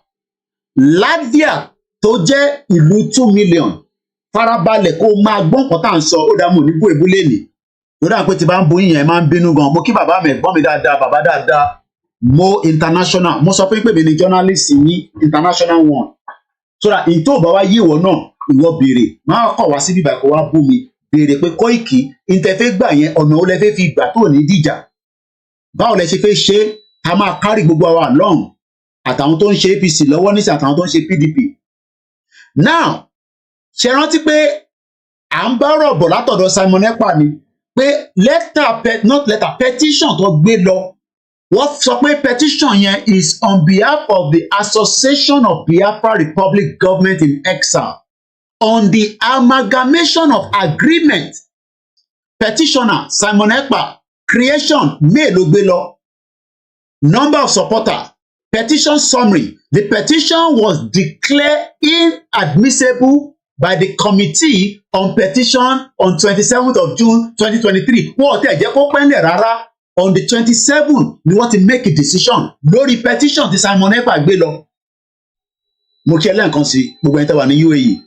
Mo kí gbogbo ẹni tẹ́ wà ní Libya, ànírí wàhálà, ẹni tẹ́ wà ní Oman. Gbogbo ibi tó lúkálukú wa ti ń struggle. Ní Côte d'Ivoire, mo kí ẹ̀yin bàbá wa tẹ́ wà ń bẹ̀. Ní Togo, Ìgbòho ṣàmúkẹ́ dáadáa. Ibi tó bá lò ń lọ ni mo tẹ̀lé ẹ lọ. So ẹ wá rí nísìn dájú pé àwọn European Parliament yẹn kò ń ṣe pé wọ́n mọ Biafra, kò ń ṣe pé wọ́n mọ Yorùbá nation, kò ń ṣe pé wọ́n mọ the fraudulent amalgamation. Ṣe bá àwọn European country yìí náà ní 1884 àwọn ni wọ́n pín ní gbogbo Africa tí a fi mọ̀ sí Berlin Conference. Ẹ wá expect wọn kọ́ fún yín ní outcome láti inú parliament wọn. Lánàá wọ́n sọ̀rọ̀ kan nípa àwọn China tó ń gbé mọ́tò wọlé. China electric car wọ́n náà pọ̀ gan electric cars. So now they are concerned. So mo rí president European Commission tó sọ̀rọ̀ lánàá ẹ̀dá ẹ̀gbọ́n tó sọ. But ẹ máa rántí pé Latvia tó make a decision fáwọn Biafra kò tó 2 million. Biafra dẹ̀ ju 2 million lọ. Ṣé wá rí pọ́rọ̀ yẹn ò make sense? How can a country that is not up to 2 million? Nítorí pé àwọn wà lábẹ́ European Union. Wọ́n dẹ̀ ti wà níbẹ̀ láti 2004. Wọ́n wá ń sọ fún Simon Ekpa pé ìtògbé wá yẹn kò ń ṣe nísìn. Ok, ẹ jẹ́ ká túnṣe kankan. Àwọn kan máa níyẹn báwo ni Simon Ekpa ṣe lè jẹ́ prime minister in government in exile? Ẹ jẹ́ ká lọ wo Latvia prime minister. Mo mọ̀ bíi prime minister ló ń lò bíi president ni. Latvia prime ṣe president ló ń lò. Ok, prime minister. Ẹ jẹ́ ká lọ wò. Arákùnrin tó jẹ́ president wọn lẹ́yìn ọmọ 58 years old ni. Wọ́n ń porúkọ ẹ̀ ní Christianis Kanik. Ẹ jẹ́ ká lọ wo Simon Ekpa. Ẹ jẹ́ ká Google Simon Ekpa. Simon Ekpa. Bó tẹ̀ títò age yẹn. Simon Ekpa ọmọ 38. Now ọmọ 38 wá ń sọ fún bàbá 58 ní Latvia pé a fẹ́ lọ àfẹ́ wà lábẹ́ Nàìjíríà mọ́. Bàbá 58 tó ní mẹ́mbà tó wà lábẹ́ ibi tó ń pè ní ẹ má bínú laptop yìí ó ń overwork gan so Google Chrome ti crash ó máa padà nísìnyí. Yeah. Now bàbá mbọ a máa padà sí táwọn ti China later. Bàbá 58 ìyẹn ṣe screen mi ti padà kò tí padà kò tí capture so yeah ó ti padà nísìnyí. Bàbá 58 ìyẹn prime minister Latvia tí gbogbo population tó ń control gbogbo àwọn tó ń ṣe ìjọba lé lórí they are 2 million. gbogbo àwọn tí ó ń ṣe ìjọba lé lórí they are 2 million. Prime Minister àwọn Biafra government in exile gbogbo àwọn tóun ń ṣèjọba lé lórí wọ́n ju 2 million lọ. Wọ́n wá ń sọ fún Simon Ekpa pé in tó gbé wá yẹn àdìgbà ó wà kí ni ó wà in òyìnbó yẹn òyìnbó tó pè lẹ́ǹkan yẹn ọ̀dà ẹgbọ́n sókè padà. Wọ́n ní tí Simon Ekpa gbé wá wọ́n ló wà not admissible àwọn ò lè gbà. Now kí ni Simon Ekpa wá sọ? Ó ní breaking the European Parliament has declared our petition seeking their intervention. Kí ló ń pè ní seeking? Pé kẹ́ bá wa wò ó ẹ jẹ́ ká lọ wo English dictionary seeking. Tá bá sọ pé seeking kí ni meaning ẹ̀ in English or seek? Seek. Attempting to find something. Seek. Again. Tá bá wá fẹ́ lò ní èdè, what is the full meaning of seeking? To try to find or get something like the 1914 amalgamation. Òun ni tí Simon Ekpa gbé lọ fún European Parliament. Àwọn tí wá dá lóhùn padà nísìn pé the European Parliament has declared their petition seeking their intervention. Kí ló ń pè ní intervention? Intervene. Tá bá sọ pé intervention kí ni meaning ẹ̀? Intervention. Kí ni meaning? Intervention. Bàbá sọ pé intervention. The action pé 1914 amalgamation yẹn ẹ bá wa yẹ̀ wò. Intervention is the action or process of intervening. So wọ́n sọ fún àwọn European Parliament pé a fẹ́ ja ogun, a fẹ́ wàhálà nílẹ̀ Ìgbò, a fẹ́ kúrò ní Nàìjíríà, àmọ́ ẹ bá wa yẹ̀ wò, ẹ bá wa gbé yẹ̀ wò ìyẹn 1914 amalgamation. But ṣé àwọn tí wọ́n create Berlin 1884 ṣé wọ́n máa wá dá yín lóhùn? Jẹ́rìí pé kò lè make sense. Àwọn tí wọ́n ṣe Berlin Conference of 1884 tí wọ́n sọ Africa di kùrútù wọn, wọ́n gé olúkàlùkù gé tiẹ̀. Àwọn France wọ́n gé tiwọn tó pọ̀. Ara ẹ̀ náà ni Niger, Gabon, ara ẹ̀ náà ni Benin Republic, ara ẹ̀ náà ni Ivory Coast. Àwọn Britain àwọn mú Ghana, wọ́n mú Nàìjíríà, wọ́n mú àwọn mú Sierra Leone. Àwọn Belgium àwọn náà mú tiwọn, àwọn yẹn tẹ ọba ayé jẹ́. King John lọ́hùn òyìn tẹ ọba ayé jẹ́. Ṣé rántí pé Belgium ti apologize ìyẹn ọba ti sí. Àwọn tí bíbá yóò ti apologize because tó bá apologize wọ́n máa ní àwọn owó kan tó máa san padà. So apology is something that is not going to come out from their mouth. Mo kí ẹlẹ́ǹkan sí jẹrẹ tó sìn Saheed Abọ́lárìn mo kí ẹ káàbọ̀ sà. Mo kí gbogbo ẹ̀yin èèyàn wa tí ẹ̀ ń darapọ̀ mọ́ wa. A ti wà ní aago 12:00. Mo kí wa pé a kú ọlá Jímọ̀. Ọlọ́run ṣe léyìí ní àṣemọ̀. Mo kí Alájà Wáì, Alájà Bàrúwá, mo kí bàbá ìyá mi, gbogbo ẹ̀yin ìyá dáadáa lálùbáríkà ni mò ń kí lọ́tún lósì. A tún káàbọ̀ sórí ètò lẹ́ẹ̀kan sí. So mo kàn fẹ́ kó máa yé yín pé lótìtọ́ ọmọlúàbí method la fẹ́ lò but a máa ṣe sùúrù gan tó bá ti jẹ́ pọ́nà yẹn la fẹ́ lò láti fi gba Yorùbá nation. Mojid Ibrahim Mokínsa. In tó bá ti jẹ́ pé ọ̀nà yẹn la fẹ́ gbà nítorí pé in tí Simon Ekpa ń try láti capture ni pé kò ó mọ̀ pé wọ́n ní dáhùn lóhùn but ó kàn fẹ́ make it as a point of reference. Ẹja gbọ́n kan tó sọ. Ó ní breaking. This was about 6:50 a.m. Ló posted. The European Parliament has declared our petition seeking their intervention to end the expired amalgamation of Nigeria and to support the disintegration of Nigeria. Ẹ̀ríkọ́rọ̀ yẹn lágbára. Expired amalgamation. Kọ́ wá support àwọn fún the disintegration of Nigeria as a solution to the armed conflict is not admissible. No European countries. Mo kí yàwá Táíwò Kíkẹ́, bàbá Ọláolúwa Ògúntàlà, ẹ ṣé gan ni sà. Sheikh Abdulsamiu Shobande, mo kí yín sà, salamu alaikum. Àdúrà máa gbà, àníṣe lásán. Amakulex, ẹ̀gbọ́n mi dáadáa, Allen Conde mo kí yín, mo kí Ọ̀túnba gbogbogbò intention, mo kí DG 75, mo dẹ̀ kẹ́yìn àgbàlagbà, mo kí ẹ̀yin bàbá wa ìyá wa ní gbogbo ibi tó olúkálùkù wà wà. Now kí ni Samarapa wá sọ? Ó wá ní however while I was filing this petition, pé nígbà tóun file petition ìjáyàjáyà mo kí àwa Fọlá 7070. Ó nígbà tóun fẹ́ file ẹ̀mọ̀ káwa náà gbà tá à ń file ẹ̀mọ̀ káwa náà ti file ẹ̀mọ̀ pé Brazil ó ti ń question ní International Criminal Court. America ò sí níbẹ̀, China ò sí níbẹ̀, Russia ò sí níbẹ̀, kí ni Brazil ṣe nínú ẹ̀? Ìyẹn International Criminal Court. International Criminal Court yẹn làwa ti gbé Buhari lọ. Ṣé máa ṣe nǹkan kan sí? Nobody knows. Òun ṣe tó máa ń yá. Ọdún 4 lẹ́nu wọ́n lè máa ṣe nǹkan kan sí bó ṣe wà yẹn. The only thing ni pé wọ́n ti respond, evidence yẹn wà. So tí ìrìn kan bá ní àwọn bàbá yẹn ò ṣe nǹkan kan, wọ́n kàn dákẹ́ ni, wọ́n wọ̀ ṣe kan. No, wọ́n ń ṣe nǹkan. But diplomatic kò ń ṣe tó ń yá. Mo fi tọ̀wọ̀tọ̀wọ̀ mo fi kí mọ́mì wa Fọlá 7070. Mo wá kí gbogbo ẹ̀yin yàrá dáadáa.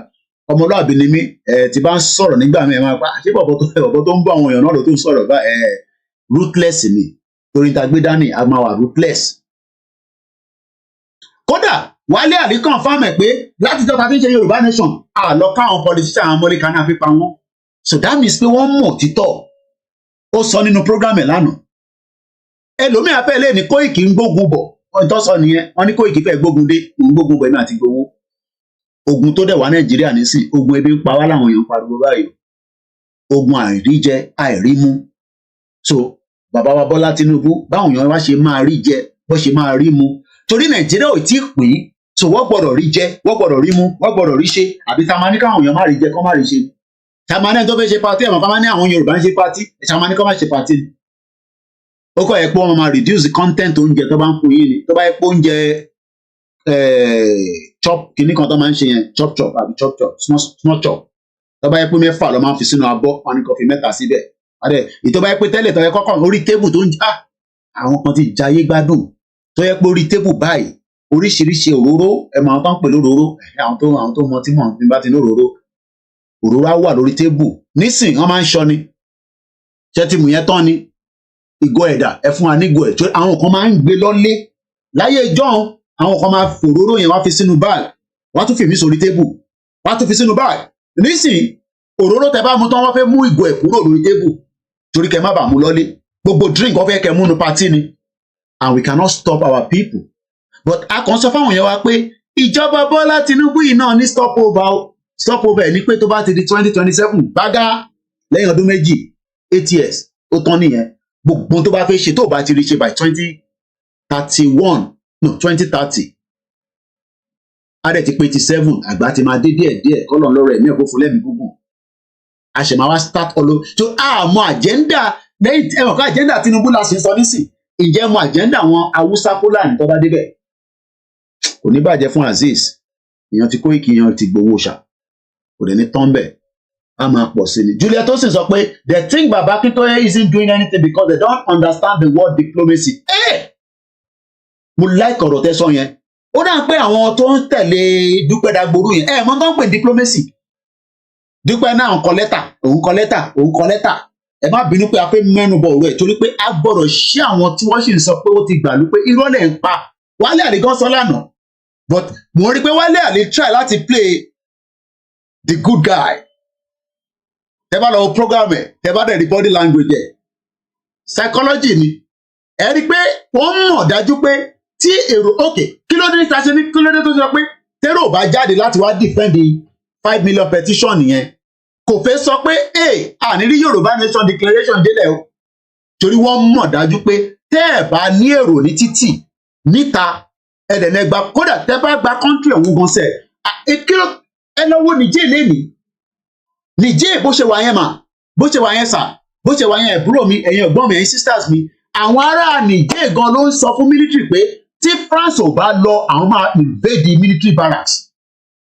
Wàláì wọ́n ní tí France ò bá kúrò, táwọn military wọn ò bá kúrò, àwọn máa invade inú military base lọ́ máa ń pè military base di France yẹn. Gbogbo àwọn sójà tó dẹ̀ wà ń bẹ̀ they are 1,500. Ṣé wọ́n lè pa gbogbo aráàlú tán ni? Most diplomacy work doesn't meant to be in the public. Ẹlòmíì ò mọ tán pé diplomacy. Ìyẹn la ṣe ń sọ pé nígbà tá a ti sọ pé a fẹ́ ṣe jàgídíjàgan, a ti sọ pé a fẹ́ ṣe anarchy. Ó sọ débi pé kò síyàn kankan lẹ́yìn ìgbà táwọn yàtọ̀ sáwọn Dúpẹ́ Onítìrì tó lọ tó fẹ́ já ìjáàkì radio station lọ́dẹ̀jọ́ police station. Ẹ lè jáde nísìnyí kẹ́ sọ pé Kóìkì ní kan lọ́jọ́ police station. Ẹ lè jáde kẹ́ ní Ìgbòho ní kan lọ́jọ́ police station. Kódà ìgbà tí Ìjìnlẹ̀ tó fẹ́ parọ́ mọ́ Ìgbòho wọ̀ rírọ́ pa, ó wá ní Ìgbòho ló ní ọkọ̀ ọ̀gbọ̀n fáwọn èèyàn pé tó bá fún Bọ́lá Tinubu táwa ti mọ̀ pé òun ló máa débẹ̀ anyway. Because Bọ́lá Tinubu ti sọ pé òun ló kàn. So gbogbo tó bá dé gbà ló fẹ́ fún. Buhari tó fẹ́ gé lẹ́sẹ̀, òun gan rẹ́dì láti gé Buhari lẹ́sẹ̀ lé, ó fẹ́ gé lẹ́sẹ̀ méjèèjì. So ṣé Tinubu làwọn máa sọ pé torí pé Tinubu tó bá come out from the PEP result pé wọ́n ní gbé fún àwa la máa jáde la máa lọ support Tinubu ṣe gbọ́dọ̀ yàn make sense. Tinubu ní MC Olúọmọ níbẹ̀, vote MC Olúọmọ gbogbo alárí Àsárídòkúbọ̀ was in Abuja. So kí ló wá dé tí Ìjìnlẹ̀ sọ pé Ìgbòho kó ìbọn fáwọn èèyàn pé tá bá ti sọ pé Tinubu kọ́ ló gba ipò yẹn mọ́ kó dà lóru ẹ̀rí pọ́rọ̀ yàn make sense. Àwa tí a ní ká jáde ká ṣe rally, ẹ̀yin stop rally yẹn, ẹni nídi rally mọ́, ẹni rally ò necessary mọ́. Ó wá ń sọ lánàá nísìn, ó ní àwọn ò lè defend 5 million yẹn tẹ́rò bá sí níta. Okay now, àwọn olófẹ́ lọ bá ń defend 5 million petition because àwa ta pariwo 5 petition eléyìí. Mélòó ni wọ́n ṣe wálé àná? Mo kí bàbá wa Olúwaṣọlá. Mélòó nú ẹ̀ lòun ṣe nínú petition yẹn? Yèyí Dára ṣe wàhálà, Lédìké ṣe wàhálà, Masbi ṣe wàhálà, Yorùbá World Media ṣe wàhálà, Home Based Media wọ́n tẹ̀ tí ṣe Home Based nígbà yẹn, Bàbá Èkìtì gbogbo wa ṣe wàhálà. Ní platform tiwa nìkan, àwa nìkan ní koikimedia àfẹ́ raise tó $500,000 of that petition. Ó wá ń sọ lánàá pé tí wọ́n bá jáde àwọn tó sign petition, so expect àwa ní sìkà wá sọ fáwọn èèyàn pé kó jáde o torí pé wọ́n sign petition. Ó dà ń porí yín tí mọ̀ tẹ́ gbé dání. Mò ń bọ̀ níbẹ̀ yẹn padà. Ẹ jẹ́ ká focus lórí European Parliament. Gbogbo European Parliament yẹn bí a ti ṣe ń sọ lọ, a ti sọ meaning ní non-admissible, a ti sọ meaning ní intervention. Mo dẹ̀ ti fún yín ní breakdown in tó ń pè ní European Parliament. European Parliament àwọn náà ní agbára nítorí pé wọ́n dàbí African Union ni. European Parliament wọ́n ní agbára tó pọ̀. Gbogbo members wọn they are 705. Lára members wọn náà ní Latvia. Wọ́n ní representative tó wá láti Latvia. Latvia yẹn fúnra rẹ̀ kéré they are 2 million. Wọ́n wá ń respond sí Simon Ekpa pé in tó gbé wá pé ká pín Nàìjíríà yẹn irọ́ kò lè ṣeé ṣe o. Bẹ́ẹ̀ni wọ́n ní ìyá mi grandma ní how would they know diplomacy when they are following a bloody olóṣó lásánlásán. Ọmọ Bọ́lájí ní they are born bastard àwọn wèrè people. Ó sọ̀rọ̀ lánàá ó ní ká wá lọ defend the petition 5 million tó ṣe. Mo ní èmi ni máa knock gbogbo ọ̀rọ̀ tẹ́ bá ń sọ, gbogbo ọ̀rọ̀ tó ní value tó ní ẹni tó ní substance. Kò ní substance because ìwọ wà ní UK ṣé nígbà tó fẹ́ mo kàn mọ̀ bí wọ́n bí sí bíbá ẹni bí wọ́n á gbàwé ní bíbá ẹni ṣé nígbà tó fẹ́ gbàwé kò sí documentation tó fi gbàwé. Gbogbo tí mo fi ṣèwé mi ní 15 years ó wà lọ́wọ́ mi pátá tó bá jí mi lójú oorun pé ìyẹn ló ṣe máa ń béèrè lọ́wọ́ wa tá a bá travel. Ó dìgbà tó bá dé stage kan lọ ní béèrè mọ́ pé how long have you lived in this country? Wọ́n ní 30 years. Àwọn máa bèrè bá 30 years báwo ṣe pé 98 ló dé báwo ló ṣe wọ́n fẹ́ béèrè bóyá àwọn ni the same person. Ṣé táwọn yín bá fẹ́ wọ school ní UK tí Wálé Àlíwà ṣé kò ní fún wọn ní document? Ṣé kò ní fún wọn ní document pé proof of address? Ìlú ìlàsán nísìsiyìí tó bá fẹ́ lọ register GP táwọn pè ní general practitioner ó gbọ́dọ̀ mú proof of address lọ. Kí lẹ fi ń sọ̀rọ̀ bí wọ́n tẹ̀lé káyé máa lo the word illiterate yẹn mọ́ wọ́n ní because ẹni tó bá gbọ́ Faransé náà illiterate ni àwọn tó ní làákàyè.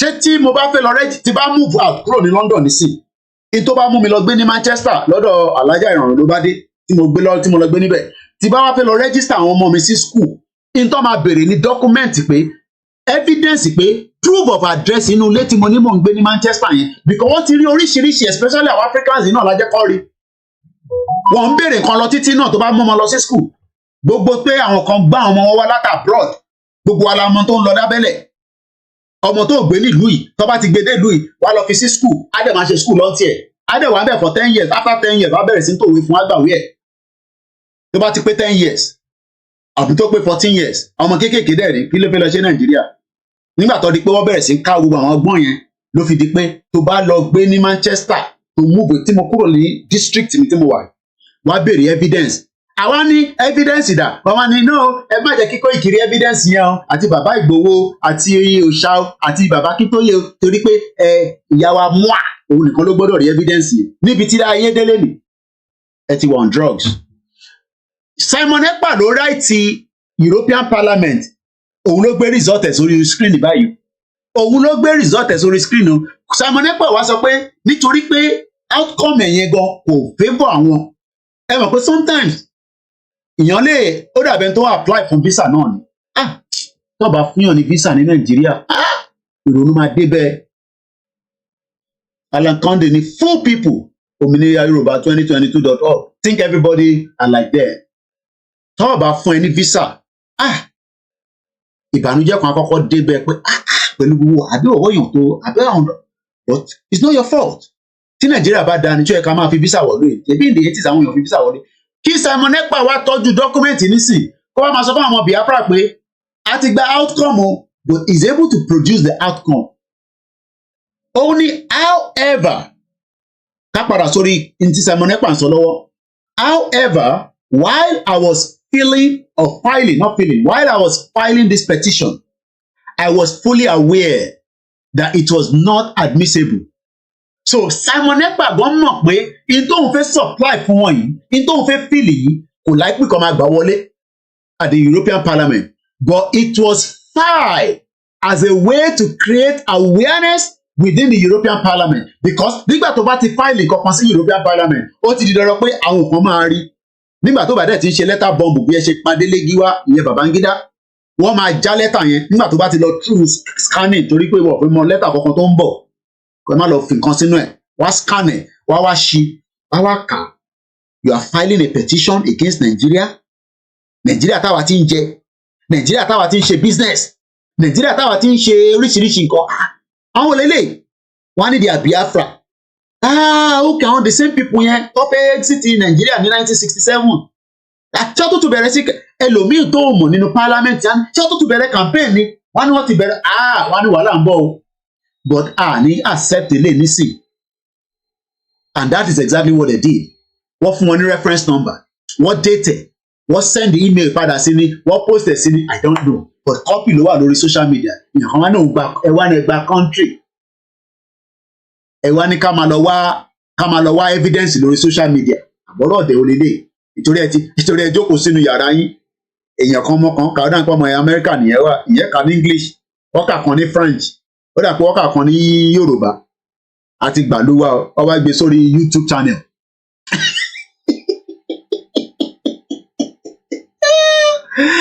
Ọlọ́run kú sùúrù Ọlọ́run bá kú sùúrù ọba declare we have now officially declared Yorùbá nation òmìnira 2022.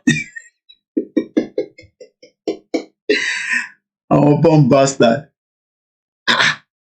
pé ibo la tún já bàbá ṣé bàbá Sùwé ṣì wà láyé ṣàbójú kú torí kò tẹ̀ yé mi ṣé bàbá Sùwé ẹjọ́ ṣé bàbá Sùwé wà láyé wọ́n yàn pé bàbá Sùwé ni mọ̀ kó máa ń ṣerú àwọn eré bẹ́ẹ̀ yẹn ọwá sọ movement ọwá sọ di àwàdà kẹríkẹrí ọwá sọ Yorùbá nation ọ sọ di àwàdà kẹríkẹrí àwọn ọlọ́pàá lọ́wọ́ àwọn òwú wa báyìí pé má ṣe ẹ̀wò Kóìkì tó ń pariwo Yorùbá nation ó wá jẹ́ kí ìyàwó èrè kan dé ó declare Yorùbá nation mọ́ lọ́wọ́ ó náà ń declare Yorùbá nation òmìnira tó ń ní nation and he's dead kọ́lọ̀ fún ọ̀run kẹ̀ wọ́n ní bàbá Sùwé ti kú àmì àwọn ẹ̀yìn tó. Kí ni Simon Ekpa sọ wọ́n ní bàbá Sùwé ti kú ti pẹ́ ẹ̀wọ̀n káwọn kí n wo Yorùbá fíìmù lọ títí nígbà tí wọn Nàìjíríà máa ń wò lọ bẹ́ẹ̀. Simon Ekpa ní òun gan fúnra rẹ̀ ń gbọ́ mọ̀ ó ní but it will create awareness ẹ wá gbọ́n nǹkan tó sọ o ó ní that goal has been achieved done and dusted the armed struggle for Biafra independence has entered wotowoto promax phase we move kí ló ń sọ yẹn pé nígbà tóun ti send the message sí European Parliament tó sọ pé tóun gbé wá yẹn ó wà not admissible àwọn ò gbà wọlé that means pé arm struggle àwọn máa gbé dání yẹn kò wá ń ṣe àwọn Biafra nìkan ló máa kọ́kọ́ ṣe arm struggle wọ́n ń pè àwọn kan ní ẹja close ti Simon Ekpa yẹn ẹja close lè wọ́n ń pè àwọn kan ní IRA èèyàn mélòó ló mọ àwọn IRA ta ló ti gbọ́ rí ta ló ti gbọ́ IRA grandma ní a foolish father beget a stupid child ìjìnlẹ̀ nìyẹn a stupid child àwọn ará Oǹdó tí mo dẹ̀ mọ̀ they are very good people wọn àmọ́ bóun ṣe wá rí bẹ́ẹ̀ ìjọba tó yẹ ti parọ́ fún mi pé òun san $200 fún internet mi lọ́hàn èmi gan mú àwọn UK gan mo gbọ́dọ̀ san $200 kí ló ogún dé ní $200 lọ́hàn mo kàn gbé mọ́ra náà ni. IRA was founded in 1967.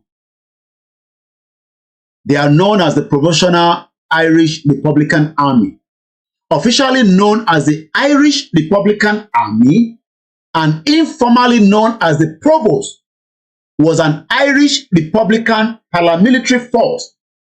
Kí ni wọ́n fẹ́? Torí pé gbogbo èèyàn ló máa ń fẹ́ kankan láyé. Ó fẹ́ fẹ́yàwó ni, ó fẹ́ bímọ ni, ó fẹ́ lówó ni, ó fẹ́ rajà ni, ó fẹ́ tajà ni, ó fẹ́ jẹ gbèsè gan, ó gbọ́dọ̀ nífẹ̀ẹ́ kankan láyé. Ó mọ sìgá mu ni, ó mọ tí mu ni, ó mọ obìnrin fẹ́ ni, ó fẹ́ travel ni. Àwọn náà fẹ́ kankan. Kí ni àwọn IRA fẹ́ níjọ́ náà lọ́hùn? Kí ni wọ́n fẹ́? Mo kíyàwó Bọ́lá ti tó Adérìntó ẹ̀ka àbọ̀mọ̀ Báríkàdé Jímọ̀ fún gbogbo àwọn mùsùlùmí. Tàbá ti ń ṣe tèmi àtúmọ̀ ní kọ́lọ̀ ń jẹ́ ká tún ṣe ìmí. Mo kí gbogbo àwọn Nigerian Muslim Association gbogbo àwọn ìyá wa tó ń bẹ níbẹ̀. Mo fi tọ̀wọ̀tọ̀wọ̀ kí bàbá mi Mua JP wọ́n ní òmìnira 2022 is a mirage. Àwọn òyìnbó ńláńlá lẹ́ ń lò láàárọ̀ yìí bàbá mi mirage. Ìjìnlẹ̀ náà ti gba òmìnira pẹ̀lú Dúpọ̀ Nítìrì àti Black Devil àti Wálé Àlì. Èso ẹ̀pọ̀ níbẹ̀ yẹn ti ya gbọ́n tiẹ̀ ti ya jábọ́lẹ̀.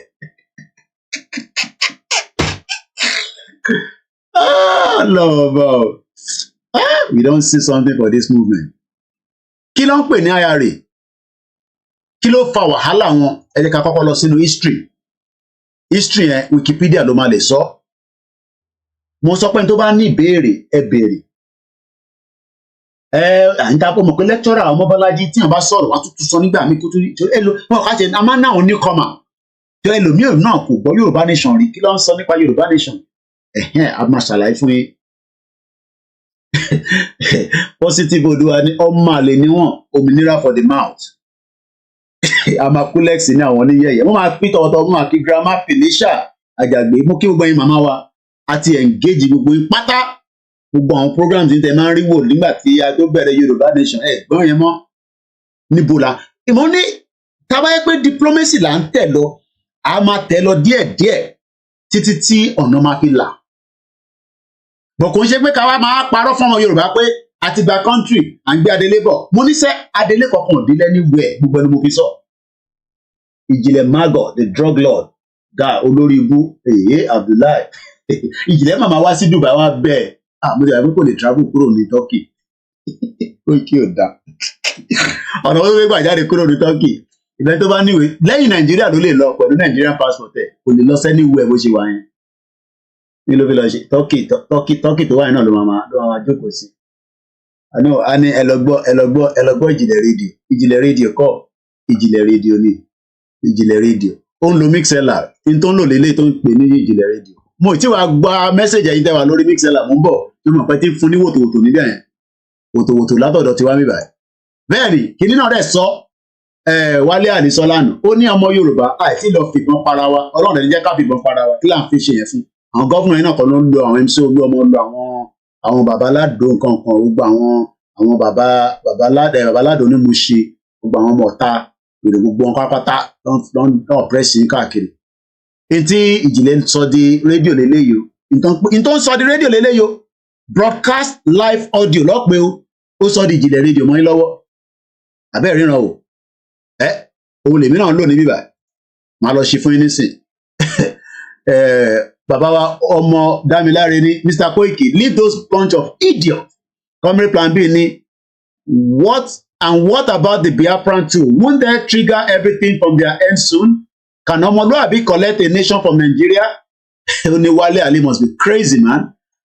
líǹkì tèmi lélẹ́yìn nísìnyí tá a fi ń ṣe ẹ jẹ́ kí n gbé wá sí ìwà ẹ̀rí in tó sọ di rédíò mọ́ yín lọ́wọ́ lélẹ́yìí o ẹ lọ download ìjìnlẹ̀ rédíò Max B kú iṣẹ́ takuntakun kò ní sú ẹ kò dẹ̀ ní rẹ̀ in tí ìjìnlẹ̀ pè ní ìjìnlẹ̀ kò lọ láti bíbà ọ̀dà ẹ jẹ́ ká ṣe báyìí ẹ jẹ́ kí n lọ jù sí ẹ jẹ́ kí n lọ mú wá láti ẹ̀yìn látòrí the other one irọ́ okay let's do it this way ẹ jẹ́ kí n gbé lọ sórí Twitter kí wọ́n open ẹ̀ èhun lẹ rí o link yẹn lélẹ́yìí o ẹ rí pé mo ní koikimedia.mixlr.com kí wọ́n máa sọ fún gbogbo ọmọ Yorùbá nísìnyí pé this is Koikimedia radio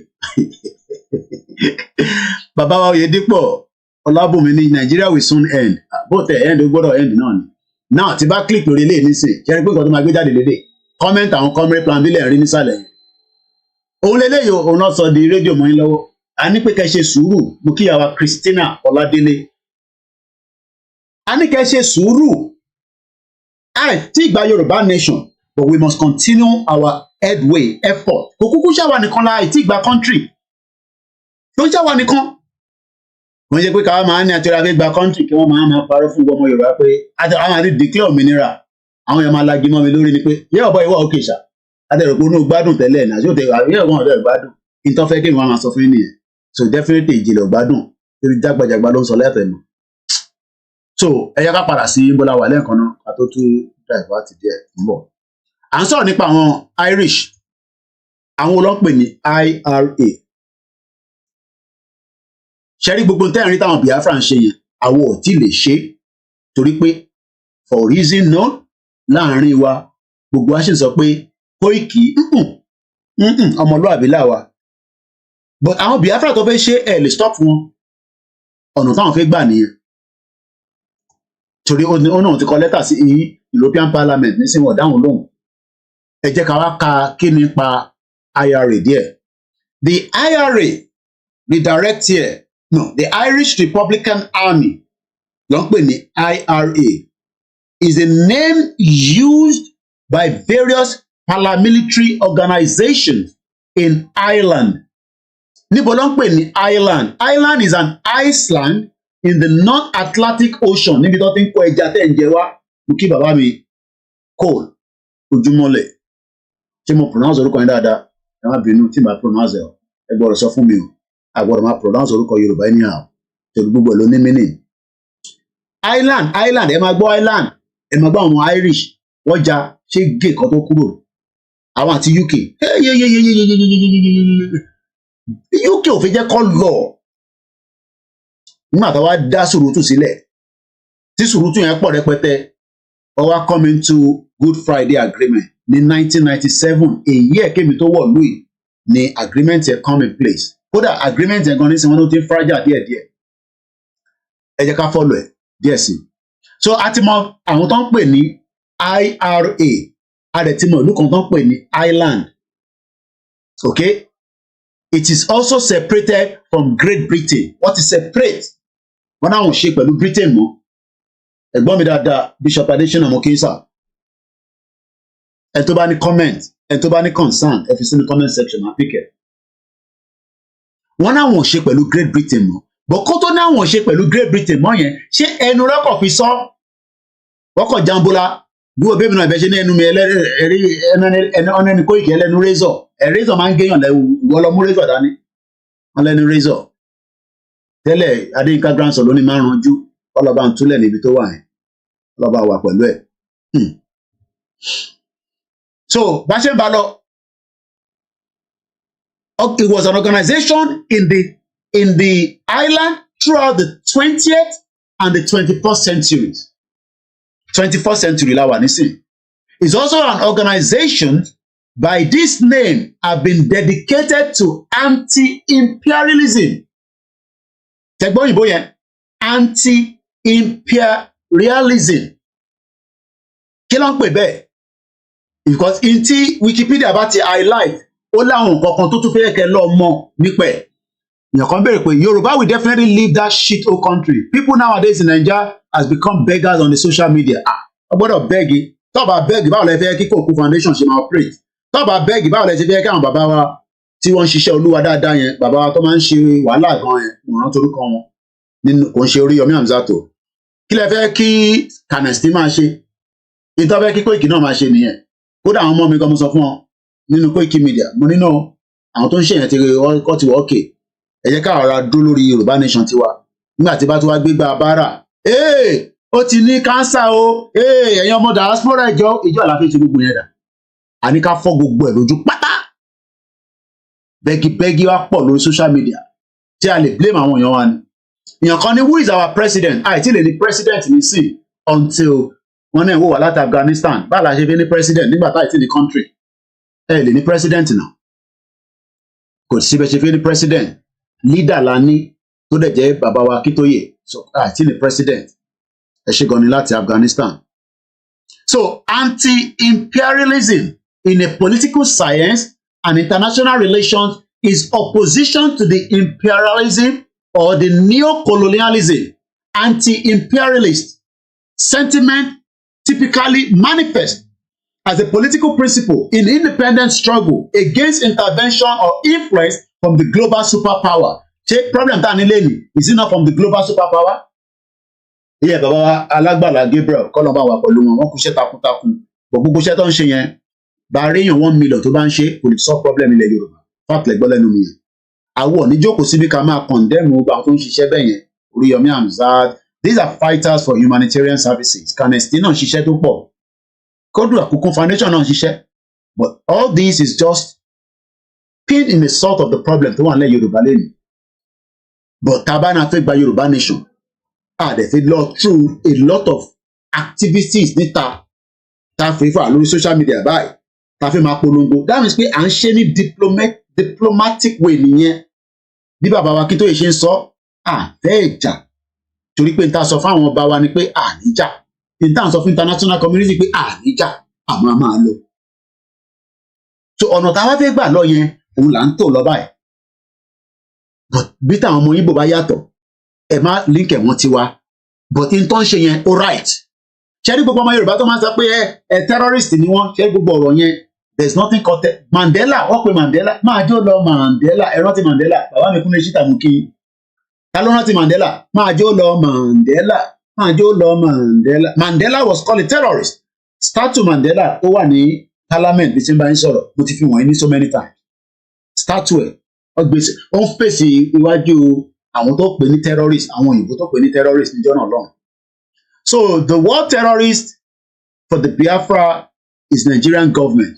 Even if I was Bola Tinubu, I will lift that name of the proscribed so that a lè tẹ̀ jẹ́ káwọn ọmọ Biafra mọ̀ pé okay government ẹ̀ ṣì ń ràn lóòótọ́ but at least you are going to talk to us. Kò ń ṣe dandan ni pé kí Bola Tinubu accept pé kí gbogbo wa pín in 3 years nísìnyí. But tó bá ti lè fi sọ́kàn pé lóòótọ́ ìtí gbogbo wa ń béèrè fún ẹ̀tọ́ wa ni torí ẹ jẹ́ ká máa ṣe campaign wa lọ tí kò ṣe pé nígbà tá a bá gbé rally jáde ká máa yìnbọn fún àwọn èèyàn ní Lagos State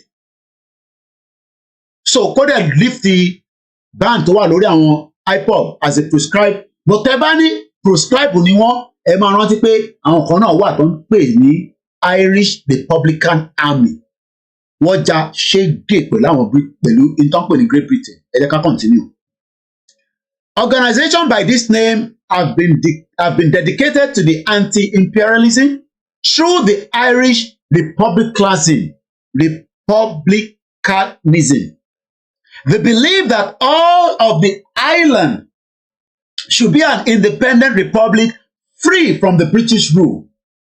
Every of our elite know that àwọn doctor mọ nǹkan tá à ń sọ yìí but ẹ mọ̀ pé o lè expect kí doctor tó ń paṣu lọ́wọ́lọ́wọ́ tó dẹ̀ ní code of conduct kó wá máa jáde pé Kóìkì yes àwọn gbọ́dọ̀ máa sọ̀rọ̀ lábẹ́lẹ̀ wọ́n gbọ́dọ̀ máa support wa pẹ̀lú knowledge àtowó but irú àwa nísìn kò sí nǹkan tẹ́ lè ṣe journalist làwa right tèmi ni pé kí n educate yín pé yes in tó lè mú island pé àwọn fẹ́ wà independent from the British rule it is the same thing ló apply sáwà náà lédi pé we want to be independent from the Nigerian rule kí ló wà níbẹ̀ so èmi ni máa kọ́kọ́ sọ yẹn ni bẹ́ẹ̀ ni our humanity one man standing Mandela so I think a lot of people need to start understanding that fighting for this kind of cause does not mean you are a traitor or I don't like Nigeria to be Oh, like Nigeria to me now, because we were all one time in that society,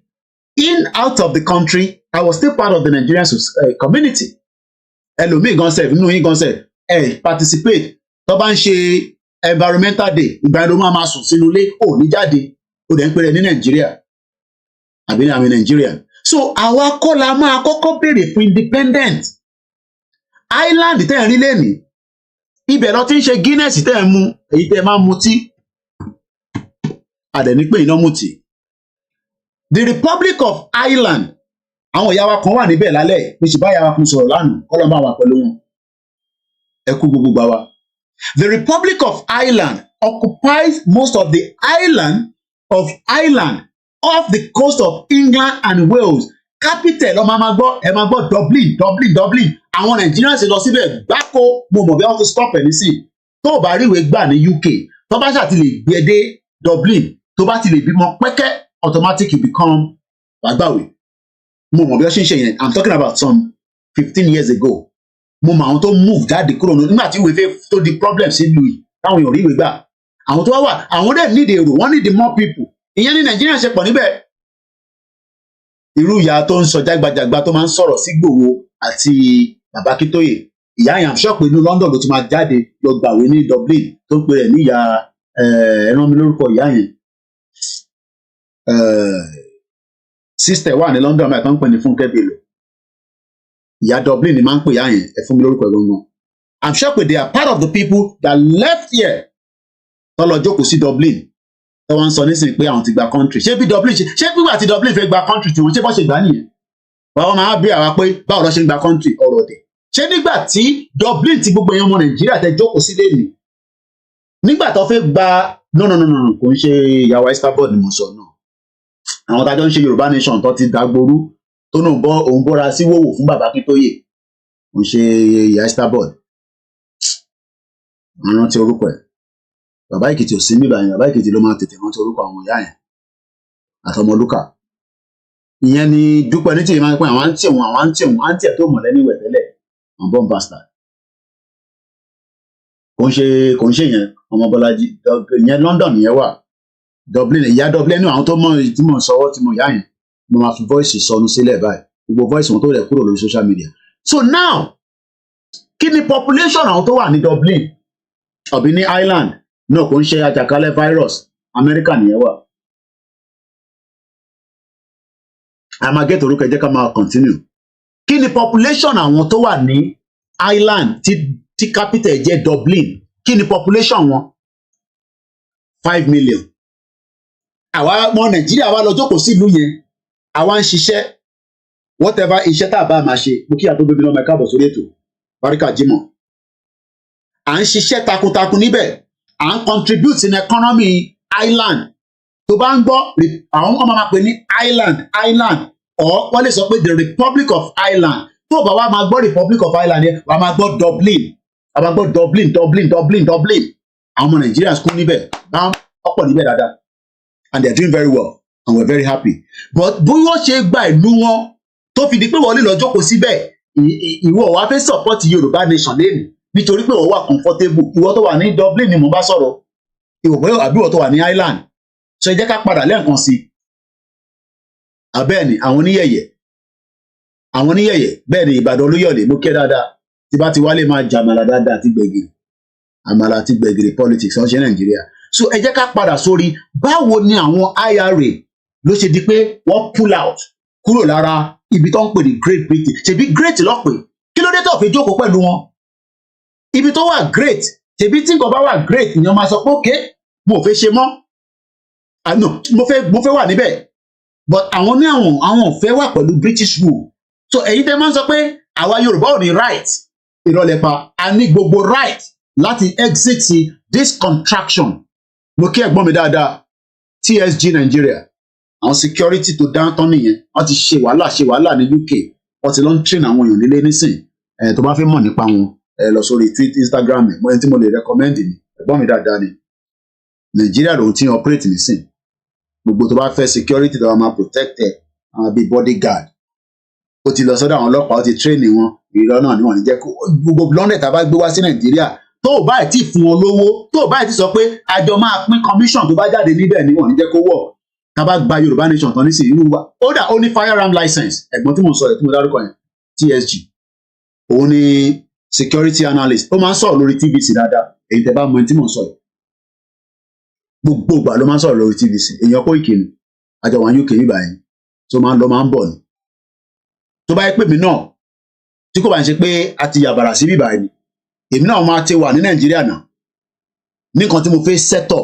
ní mídíà mi níbẹ̀ òun kò yẹ pé àwa báyìí hey DSS àti lé mi mú tipẹ́tipẹ́ torí àwọn kan tí wọ́n máa sọ nínú stúdíò pátó lélẹ́ẹ̀kẹ́ ìgbẹ́lẹ́lẹ́ ti dé Buhari ló kàn bá sọ̀rọ̀ bẹ́ẹ̀ yẹn akọ àtàkì yàn ni kí ló dé tó fi pa Délégi wá ṣèbó òtítọ́ ni Délégi wá ń sọ pé wọ́n gbé cocaine àbí gbogbo yìí ti gbàgbé ẹ wò gbà yẹn ní 1980 ta ló lè tí pé letter bomb lọ fi pa Délégi wá kẹ́ lè rí bó ṣe wicked ìlú yẹn lẹ́yìn wá ní come back home kájọ máa ṣe Yorùbá nation no nígbà tí gbogbo ẹ̀ bá dojú rú a máa come back home for now a máa pariwo láti tà ariwo tá à ń pa yẹn a máa kùn yín lára torí pé Délégi wá was killed he was a Yoruba man if not Délégi wá Yorùbá ni wọ́n pa Délégi wá ó blow to pieces ni Babangida rẹ̀ ló pa Ayọ̀ Brown kí ló dé tó wá ń wa látẹ̀kọ́ wọn bastard àwọn ìyá jágbajàgba mo tẹ̀lé fún àwọn ìyá yẹn àwọn ìyá tó gbádùn ni wọ́n gbà tán bẹ̀rẹ̀ Yorùbá nation tó bá pèsè orí program báyìí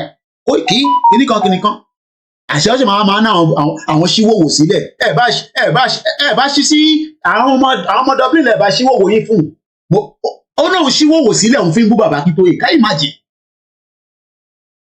Ayọ̀ Brown ni mo wá látẹ̀kọ́ Dublin ló ń gbé Ireland ló wà I'm sure pé lára àwọn tó sá lọ láti London nígbà tí wọ́n fún wọn níwèé ní Dublin èmi náà lè lọ nígbà yẹn but èmi kọ́ pé àwọn atátán sí bíbá ẹni London lèmi ti máa gbàwé tèmi ìgbà ẹ̀dẹ̀ mo lè ti gbà mo lè dúpẹ́ fọ́lọ́run àdẹ̀ bàjẹ́ pẹ̀lú British government àdẹ̀ níbàjẹ́ títí tá a máa fi gba Yorùbá nation torí mo ti fẹ́ ká ní cordial relationship pẹ̀lú British government mo fẹ́ ká sì jẹ́ ọ̀rẹ́ so àwọn ò ní jàjà débi pé a máa bára wa jẹ́ pẹ̀lú British government no akọ̀mọ́ máa fi tó wọn ìbá ti lọ protest níwájú bẹ̀ gbogbo picture tèmi ló wà níwájú wọn ìwọ́tọ̀ ọmọ olórin gbogbo picture wa ta lọ pátá tó bá rò pé wọ̀ ní picture lọ́wọ́ gbogbo àfi tó bá ti wá sí rally bí àyàn tẹ̀lẹ́jọ́ ẹ kórìdò ṣe wá ó ti ya gbọ́n tiẹ̀ mo kí bàbá mi Akeem Ayọ̀délé ẹ káàbọ̀ sórí ètò ṣe ẹ kórí bẹ́ẹ̀ kò yóò ya wá sí rally tá a ṣe wọ́n má lọ ya picture ọ̀hún gbogbo ẹ̀yin tẹ́ wá sí rally pátá picture yín wà lọ́wọ́ gọ́ọ̀mẹ̀ntì ìlú yìí tó bá rò pé mi nìkan ni agbọgbọ́n àgbàlagbà fi ń sá fún màálù Dúpẹ́ ò jáde sí títì débi pọ́lọ́pàá tẹ̀ máa tẹ́kì picture tá máa mọ̀ pé òun ló ń léde Ìgbòho jáde mo rántí picture máa ti Ìgbòho ṣà ní Ìgàngán àbẹ́ ti gbàgbé ni Ìgbòho ní Ìgàngán àti koikimedia ibẹ̀ làwọn èèyàn ti rí pé ọ̀kan alá ni koikimedia yìí àṣé tí wàá lé ẹlòmíì yàgbẹ́ sára ni ẹ ti rántí picture yẹn ẹ rántí ẹ̀ nísìnyí picture yẹn lélẹ̀ ìbá ti Ìgbòho ṣà ẹ pé aṣọ tí Ìgbòho wọ̀ nìyẹn tó dà Ìgbòho pẹ̀lú gbogbo tó kó sára òṣà fún rẹ̀ irúmọlẹ̀ tó mẹ́nẹ́ sí Ìgbòho òṣà èmi mo ṣe fídíò eléyìí fídíò kan tí mo ń ṣe nìyẹn.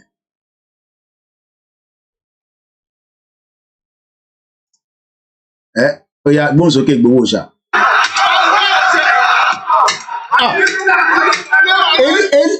Ẹ má bínú ẹ tàwa lórí TikTok ẹ lè rí fídíò yẹn torí pé TikTok is kind of a little bit funny tí bá tún gbé síbẹ̀ ní sọ́mọ́ máa sọ kábàkà tẹ bá fẹ́ rí fídíò tí mo sọ yẹn ẹ lọ sórí YouTube. Ṣé rí fídíò yìí ẹ rí èrò yẹn irú èrò tí Dúpẹ́ ò lè gẹ́ẹ̀tì nílé Wálé Àdìwá ń sọ lánàá pé ó ní gbogbo ẹni tí ẹ sign petition ó ní a gbọ́dọ̀ jáde ká wá defend ẹ̀ abẹ́ ìgbọ́rọ̀ ọ̀dẹ̀ tó ń sọ. Azeez ní Ìgbòho òòṣà Sunday Adéyẹmọ ìmọ́lẹ̀ Yorùbá land chief security mo rántí bàtà ń lọ ẹ wèrò kékeré lè rò tẹ́rí yo everywhere block délẹ̀ ni inú èrò ilé mi náà máa wà tí mo wálé ẹ wá ní kí n tún máa bọ̀ lé nísìnyí rọ àìtí wálé nísìnyí ó yá gbóhùn sókè. kábíyèsí lódùmarè.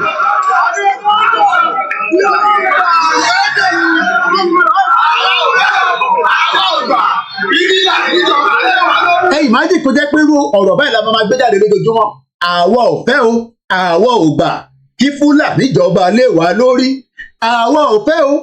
Kódà mo rí àwọn gbẹ́rẹ́ tó ṣẹ̀ sí níjọ́ yẹn láàárọ̀ ẹlòmíì tó bá tọ̀tẹ̀ báyìí electric shock lè mú ẹ mo ya sún sẹ́gbẹ̀ẹ́ wàláì tí gbogbo ẹ̀ tó ń dún táwọn ọmọ yẹn ti jáde tán èé o mo rí rẹ́ẹ̀rì gbogbo ẹ̀yin tẹ wá gbà ní gbogbo báyìí tó wá ń tẹ̀lé Dúpẹ́ Onítìrì ẹ ṣe sùúrù ẹ wo náà yín náà ẹ wo èrò yẹn ẹ wo picture tí mo fi wọ̀nyí ẹ wá wo convoy yẹn bó ṣe tò lọ sọ́wọ́ ẹ̀yìn more than 100 vehicles ọ̀kadà sùn lọ bam more than 1,000 everywhere rọ kẹ̀kẹ̀kẹ̀kẹ̀kẹ̀ ilé ní wálé àlẹ́ àti ìjìnlẹ̀ wọn ń sọ jágbajàgba àwọn ẹ̀yin ọkùnrin tẹ̀ lẹ́pọ̀n tẹ́pà bẹ́ẹ̀ ìyàwó ilẹ̀ jókòó sí Ìgbòho jáde ó níyàwó lọ́mọ Kóìkì náà tún wá sísàlẹ̀ mo tún tẹ̀lé lẹ́yìn pé Ìgbòho yá kó má jẹ́ pé wọ̀ nìkan àwọn ẹ̀gbọ́n mi ní abroad àwọn ènìyàn dá Kóìkì àwọ̀ ní wálé kílẹ̀ need I need walkie talkie bíi mélòó wọ́n send owó ara ẹ need the poster wọ́n send owó wọn ni ẹ má eléyìí lọ ní ká má ṣe mọ́ ohun tó fi da gbogbo Yorùbá nation wo Dúpẹ́ the scammer ìyí tí à ń ṣe lọ lélẹ́yìí tí wọ́n fi da gbogbo ẹ̀rú ẹ má ṣe léyìí mọ́ eléyìí tẹ́ ẹ ṣe ti tó ẹ̀yin náà ẹ máa gbọ́ ẹnájì tó ń jáde yẹn àwọ̀ ò gbà àwọ̀ ò gbẹ́ o kí Fúlàní ìjọba lé wa lórí àwọ̀ ò fẹ́ o káwa máa gbélé káàkiri ní gbogbo state àìtí dé Kwara state àìtí gbèdé Kogi Lagos la ní ká kọ́ sí wá ni wọ́n lọ àtàkì Ìgbòho mọ́lé èèyàn kan wá ní ẹlẹ́pọ̀n blue ìjìnlẹ̀ Marcus lójókòó ní onígbò Ìgbòho gbébọn fún wọn ìwọ tó lè lọ kò lè command àwọn báwo ló tẹ̀ fẹ́ command àwọn èèyàn pé ẹ jáde fún Adélé ẹ̀yin tẹ́ lè command àwọn èèyàn nínú local government àwọn èèyàn wá from different states mo rí wẹ̀rì ìjọ tí màá kọ́ rí àwọn èrò nílé pé ní January 2021 ó ṣe pé wọ́n pàtó ẹ̀ fún mi mo wà on the ground ni mo wà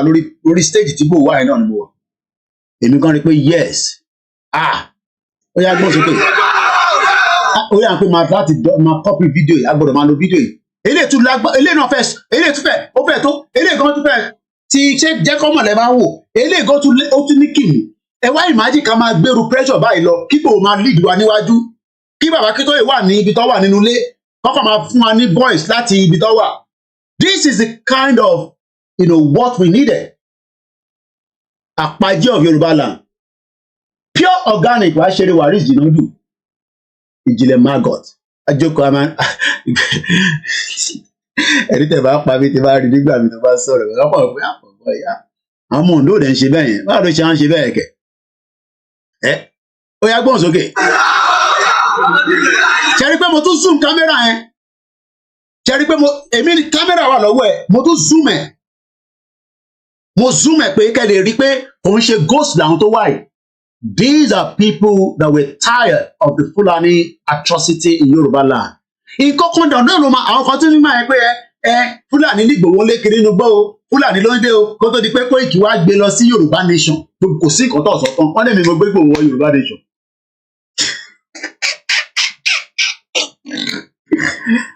The love is too much pure organic àfọwọ́ra eléyìí kò sẹ́ni kankan ta fún lówó ní bíbá lẹ́yìn pé Ìgbòho ra petrol sí gbogbo mọ́tò tó gbé wa tó tẹ̀lé wa láti Ìbàdàn àti gbogbo àwọn ọ̀kadà ó ní kó fill the tank everybody wọ́n máa yẹ pé mọ́tò kan máa lọ takú sọ́nà ẹ fill the tank everybody ọlọ́run ẹ̀ tó ń ya ní every time tá a bá jáde bẹ́ẹ̀ àwọn ìtàn wọn ló gbowó òmìnira àwọn wèrè eléyìí ni Dúpẹ́ fẹ́ stop tí ó mọ̀ pé ọmọ bẹ́ẹ̀ láyé ṣe ń lọ yìí aláyè máa dá wàhálà lẹ̀ sí Nàìjíríà o eré lọ́kọ́kọ́ pé wọ́n ní ṣèbí Fúlàní ní Ìgbòho sọ̀rọ̀ ẹ̀ kí ló tún wá sọ̀rọ̀ Yorùbá nation sí àwọn kan bẹ̀rẹ̀ sí í sọ pé ìgbà tí Kóìkì ti wà ní sókà Kóìkì ló change mindset ẹ̀ kìnnìkan ẹ lọ jókòó ń jágbajàgba Ìgbòho ṣá uncountable bí Pasuma ó yá gbóhùn sókè lẹ́ẹ̀kan sí ẹ bá fẹ́ wo fídíò yẹn gbọ́dọ̀ sáré lọ sínú ẹ rí pé mo ṣe ń kọ́lọ̀ fọ́run káàdùgùn abẹ́sẹ̀ àwọn security tó security èrò yẹn ti pọ̀ jù ọmọ mi gan ń wo èrò yẹn látòrí state pé ká máa push irú crowd yìí ká máa gbé from local government to local government from state to state Igboho you be person no ẹ̀rí pé mọ́tò Ìbàdàn kan tún tẹ̀lé wa gan ẹ̀rí pé mọ́tò kan wà níbẹ̀ mọ́tò ìlú Ìbàdàn àti mọ́tò tí ó lè ṣiṣẹ́ dáadáa àti aṣáàmìṣẹ́ gbogbo mọ́tò tó tẹ̀lé wa gbogbo àkàrà tábà kó sínú epo a máa kó jáde ní ọlọ́rọ̀ Ìgbòho. God will deliver Yoruba land bẹ́ẹ̀ ni Bishop Adesina gbogbo ohun tí wọ́n fẹ́ lélẹ́yìí o disturb the mind ẹ fi pa àwọn European Parliament kíá ni they don't care but nígbà tó bá ń gbọ́ ariwo tó ń dún láti ìlú gbọ̀ngàn tó ń gbọ́ ariwo tó ń dún láti Ìbàdàn tó ń gbọ́ ariwo tó ń dún láti Lagos bí àwọn olèlékè tí satellite ń pick crowd ó ń ṣe satellite tàwọn ti United Nations ti dúpọ̀ ní tìrì onírọ̀ báwo ló tẹ̀ ṣe convince àwọn ọmọ yẹn pé United Nations ti gbé kámẹ́rà sí gbogbo Nàìjíríà pure we don't give anybody money we no olóṣèlú á ti gbówó káàkiri wá ti para wọn gbóhùn sókè.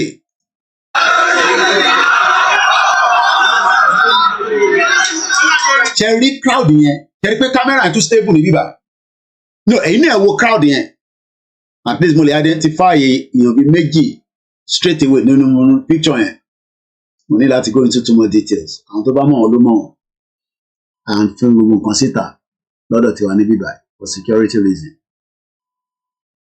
bẹ́ẹ̀ ni olóṣó kámẹ́rà dípò ní tìrìkẹ́ gbé kámẹ́rà jáde ó ní tẹ́ bá ti lọ bust the radio station United Nations kámẹ́rà máa rí yín láti bẹ̀ àwọn ọmọ yẹn náà bá ọlọ́forí kó jábì ìtaníkà máa ṣe lélẹ̀ ká máa níbí báyìí wọ́n pín leaflet lọ aṣàlẹ̀ fáwọn èèyàn bí nǹkan ṣe lọ from there a move lọ sí Abẹ́òkúta comrade George Akínọlá a bẹ̀rẹ̀ sí gbé àfìgbà tó ọjà pé da gbogbo ìrìnàjò rálì yẹn rú wọ́n fẹ́ kárí rálì yẹn ṣe tí wọ́n mọ̀ pé rálì yẹn inspiration ni wọ́n ní ẹ̀kọ́ ìkì fẹ́ gbógun wá sí Nàìjíríà ṣé mo ní ìbọn tí mo fẹ́ fi bá federal government jà èyí tí mo fẹ́ fi bá government jà gangan lélẹ̀ the crowd yẹn gangan tí government ò lè control èèyàn mélòó ló fẹ́ pa ní bíbá tó bá tẹ̀ dàbọn sílẹ̀ bàbàbàbàbàbàbà àwọn àgbà yẹn náà kí ló lè tó yẹn kẹ̀ sùrùtù adé sọ gbọ̀ngàn adé sọ ìtọ́fẹ́ lélẹ́yìí o Wálé Kúnjìmí sọ pé Dúpẹ́ Onídọ̀tí was sent by Fọláṣadé Tinubu Lai Mohammed and co to destroy and disrupt the Yoruba movement. Wàrí Jìnnàdún ni the Yoruba nationalism mentality is organic. No coercion, no bribery. Bàbá Òkè Káyọ̀dé sọ pé ẹrù kwata bẹ́ẹ̀ ni Adéyẹmí Ìgbòho ṣá.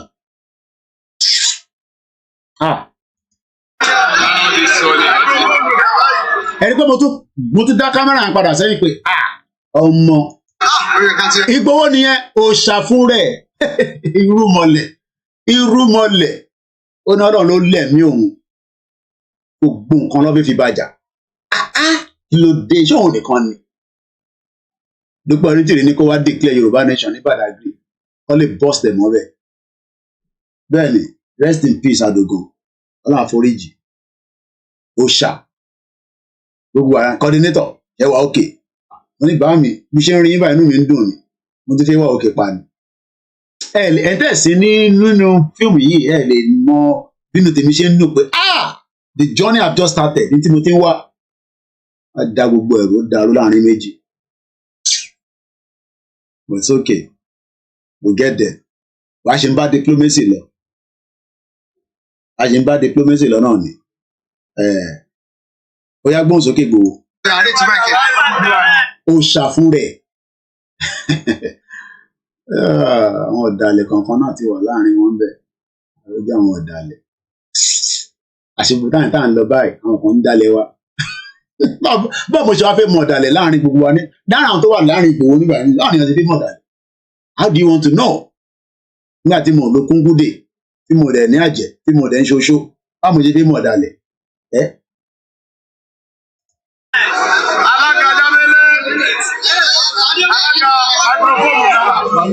ó ṣàfúnlẹ̀ ìfẹ́ ìtì pọ̀ jù. ó ní àyà mi mọ́dẹ̀ jogun lọ ní tí mo rí lára ẹ̀ nìyẹn ó ṣà Ọlọ́run bá wà pẹ̀lú ẹ̀ máa nífẹ̀ẹ́ kú ni aláì Ọlọ́run bá ń dúró tí àwọn ìyàwó ẹ̀ àwọn ọmọ it's not easy. wọ́n dẹ̀ ogun yẹn lọ bá nínú ilé àwọn kan tún ní ṣèbó ní pé tó bá wá lọ́sàn-án ní pé wọ́n ẹ ṣàfẹ́ kọ́ pa sínú ilé so kí gbogbo Yorùbá nation movement lè stop.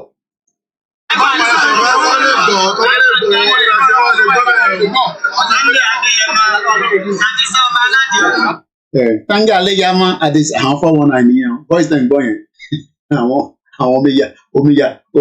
omiya pùrọ̀ àwọn 419. I saw everything. Came on mo rí ẹ mbẹ mo kẹ́yìn ti Libya ọlọ́bàndó tì í. Látẹ̀ ń gbọ́ omíyalé ẹ̀ nígbà mi gbà wọ́n. I put me on the ground. I saw everything. You can see it, you can feel it, you can smell it. But these are not honest people. But Igboho ní Koiki coordinator. Bá ti sọ fún bàbá pé báyìí ní coordinator ẹ̀yìn máa wọ́n tí ẹ̀yìn máa bá ṣe lọ. Wọ́n lọ sọ fún Igboho pé mo fẹ́ sọ ilé ẹ̀ di ibi tá a máa lò fún bí àbíbà tàbí bá gọ́ọ̀mẹ̀ntì jà. Kò sí nǹkan tó sọ kan. Àwọn diaspora kan náà dẹ̀ they got trapped. All of believe omíyalé torí pé ó wà nínú ilé Igboho àwọn 419 one bastard. Alómọ ọgbà àwọn yẹn alómọ kò lóhun alómọ kò lọ gbogbo wọn èmi mi rí gbogbo wọn tán. Sometimes I just look at them and just I don't talk about them. Àwọn kéré sínú nǹkan tí mi gbé dání kéré gan. Àwọn diaspora kan fall trap. Ẹlòmíì tó ti ń bá Koiki sọ̀rọ̀ àní àgẹ́tì yín ni àti pè yín títí àgẹ́tì yín ni lọ́lọ́mọ ẹ̀tọ́ ti gbà lọ́wọ́ gbogbo yín. Ẹlòmíì ò lè sọ̀rọ̀. Wọ́n ṣe visa fáwọn kan nísìnyí tó ti sanwó padà. Gbogbo ẹni mo fi sọ lórí program. Omíyalé gba owó lọ́wọ́ àwọn kan ẹni mo sọ bẹ́ẹ̀ pé mo parọ́ mọ́. Ó gba owó lọ́wọ́ àwọn kan pé òun máa bá wọn ṣe visa Dubai. Títí dọ̀la kò tí ìdánwò yẹn padà. First time ti máa sọ nìyẹn. Lady K ti sọ̀rọ̀ yìí rí. Ọmọ àwọn gbogbo àwọn. I know people you are honest. Ó gba owó lọ́wọ́ àwọn sisters wa kan. Ó fi àlàyé orúkọ Ìgbòho ló fi gbowó yẹn. Dọ̀la àwọn yẹn wọ́n ṣì ń send message sí mi pé Mr. Koiki ẹjọ́ wọ́n ti ní kọ́ lọ report ẹ̀ fún orí ọmọ àmì sáà Ìbàdàn bẹ́ẹ̀ ni gbogbo wọn jẹ wà. Ó gbowó ẹni kó jáde kó sọ pé rọ́ọ̀nù mo pamọ́ òun ìyẹn omíyalé ẹni kó jáde ẹ hàn pé mi ò kí ń sọ̀rọ̀ tí fi tó bá mú mi ti sọ̀rọ̀ báyìí nísìnyí ó ti débi tí mo fẹ́ sọ ni ẹni kó jáde.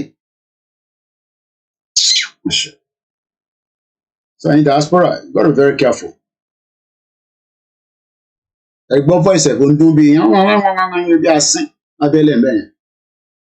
Báyìí mi ti rí àmì tí access gbogbo wọn àti mo ti dénú lẹ́yìn tí mo máa bá gba àwọn ilé ebina làwọn eléyìí. Olè kọ̀ jẹ́ nìkan tó yẹ pé ti kóyàn mọ́ra jù. Èmi ṣe máa ń wọ́n dà pé ṣé olówó ní Ìgbòho ṣá? Because sometimes the way I look at him kò ṣe bí àwọn olówó tèmi máa ń mọ̀ tó máa ń sọ pé olówó làwọn olówó. Gbogbo ẹ̀ náà ló jẹ́ kó rí máa kó yọ. Ọgbà ṣẹ́gẹ̀ lọ́wọ́ àwọn diaspora nígbà tí aláyé wà níbi tó wà tèmi ò fẹ́ máa sọ pé ibì kan ló wà nígbà tí gbogbo wàhálà yẹn ṣẹlẹ̀ gbogbo àwọn omíyalé yẹn ṣẹ́gẹ̀ lọ́gbà lọ́wọ́ ẹ̀yin diaspora. Ìdẹ́ believe Koiki ni ojú ti já nísìn bó ṣe máa rí fún yín náà nìyẹn pẹ̀lú jílẹ̀ tẹ́ ń bá bẹ̀rẹ̀ ojú yín máa tó já lójú yín bá já tán nísìn ẹ wá máa tó wá máa padà bọ̀ ó máa tó já àwọn òkúrò níbi táwa wà koikimedia lè ní scamming people omíyalé gbowó lọ́wọ́ àwọn kan náà máa ṣe Dubai passport ó máa ṣe not passport o Dubai visa ló máa ṣe fún wọn kò tí ì ṣe Benin Republic visa gan sẹ́ẹ̀ lórí ìwé ṣe South Africa ẹni tó lọ Dubai rí fún rẹ̀ tó náà máa ṣe visa Dubai fáwọn yìí abọ́dọ́sí máa ń sọ ìgbọ́nṣẹ́ má bínú ẹ̀yin ará Ìbàdàn abọ́dọ́sí máa ń sọ pé àwọn ará Ìbàdàn ẹ̀ 419 ni wọ́n ó ń ṣe gbogbo yín ẹ̀ má bínú ẹ̀gbọ́n mi Ṣẹ́gun ọ̀nà mú kí n yàrá àwọn sisters yẹn ojoojúmọ́ ló ń pè mí ó ti dájà lẹ̀ láàrin family lọ́rọ̀ tí mò ń bá yín sọ̀rọ̀ kò dẹ́ ṣe kó ṣe gbowó yẹn ó ti gbowó yẹn tipẹ́ gbogbo evidence wà lórí fóònù mi pé Koiki ò ní sọ̀rọ̀ I don't come here and defame ìgbìnà kan pẹ̀lú ọ̀rọ̀ defamation ló wà lẹ́ a ní 419 èèyàn omíyalé is a 419 gidi ni ẹni kó jáde kó bú mi mo tẹ̀ ní láti sọ̀rọ̀ sí i ntí kan máa sọ ni pé 419 ni jòrò gbowó lọ́wọ́ àwọn èèyàn ò rẹ̀ fún olówó wọn padà 419 yẹn náà so báwọn ni kò sọ tó bá ti dáwó yẹn padà tó bá ti confam fún mi màá wá sọ nínú program kó ti dáwó yẹn padà but for now kò ti dáwó yẹn padà ó dẹ̀ ti ń lọ bí ọdún méjì nísìn tó ti gbowó lọ́wọ́ àwọn tó gbowó lọ́wọ́ ẹ̀ mo ti ní káwọn yẹn lọ rìpọ́tì ẹ̀ fún Oríyọmí Hamzat tẹ̀síwájú jàre.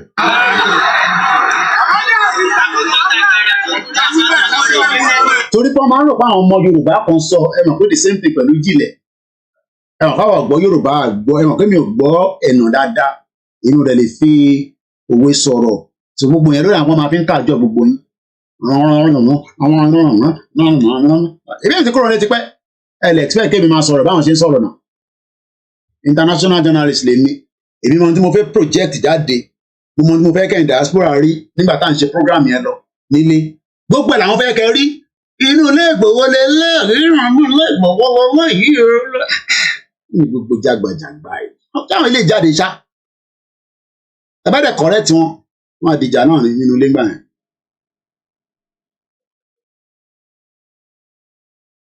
ẹ ṣe jàre amakulex òun ṣe irú ẹ̀yìn èyí tí wàá nu travel business pé ẹ̀ ń ṣàwọn irú ẹ̀yìn lẹ́sọ̀ àná lè ní orí alẹ́ gbowó lọ́wọ́ àwọn ẹni tó lọ South Africa tó náà fi ṣe visa fáwọn ẹ̀ àwọn sísá yẹn ojoojúmọ́ ló ń sẹ́yìn mẹ́sẹ̀ẹ̀sẹ̀ ẹ̀ Mr. Koiki ẹ̀ bá mi dá sọ̀rọ̀ ìmọ̀ ni wọ́n náà ní kẹ́ lọ rìpọ́tẹ̀ sórí Yomi Hamzat ẹ lọ rìpọ́tẹ̀ ti sẹ́yìn mẹ́sẹ̀ẹ̀sẹ̀ mi títí so ó dẹ̀ kéré sí nọ́mbà tèmi wọ́n ṣe tẹ̀ lọ ní Ìbàdàn bẹ́ẹ̀. They were never honest from the day one.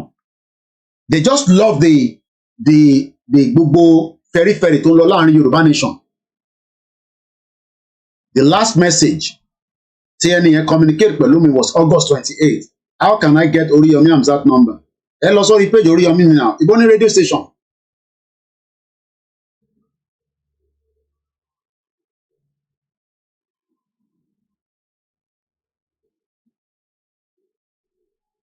Message ẹni ẹ send lélẹ̀ ní pẹ̀lú communication àwọn àti Omíyalé ní August 27. Hello sir, good afternoon. How was everything sir? I need your help. Please help me collect my money back from Omíyalé. Please, because this guy doesn't want to return my money back. I am very broke right now. I need my money. That is the message I sent to him today. But he don't want to reply me. Please help me. I am very heartbroken. Now help me. I need to collect back my 650,000 naira. It is not a small money.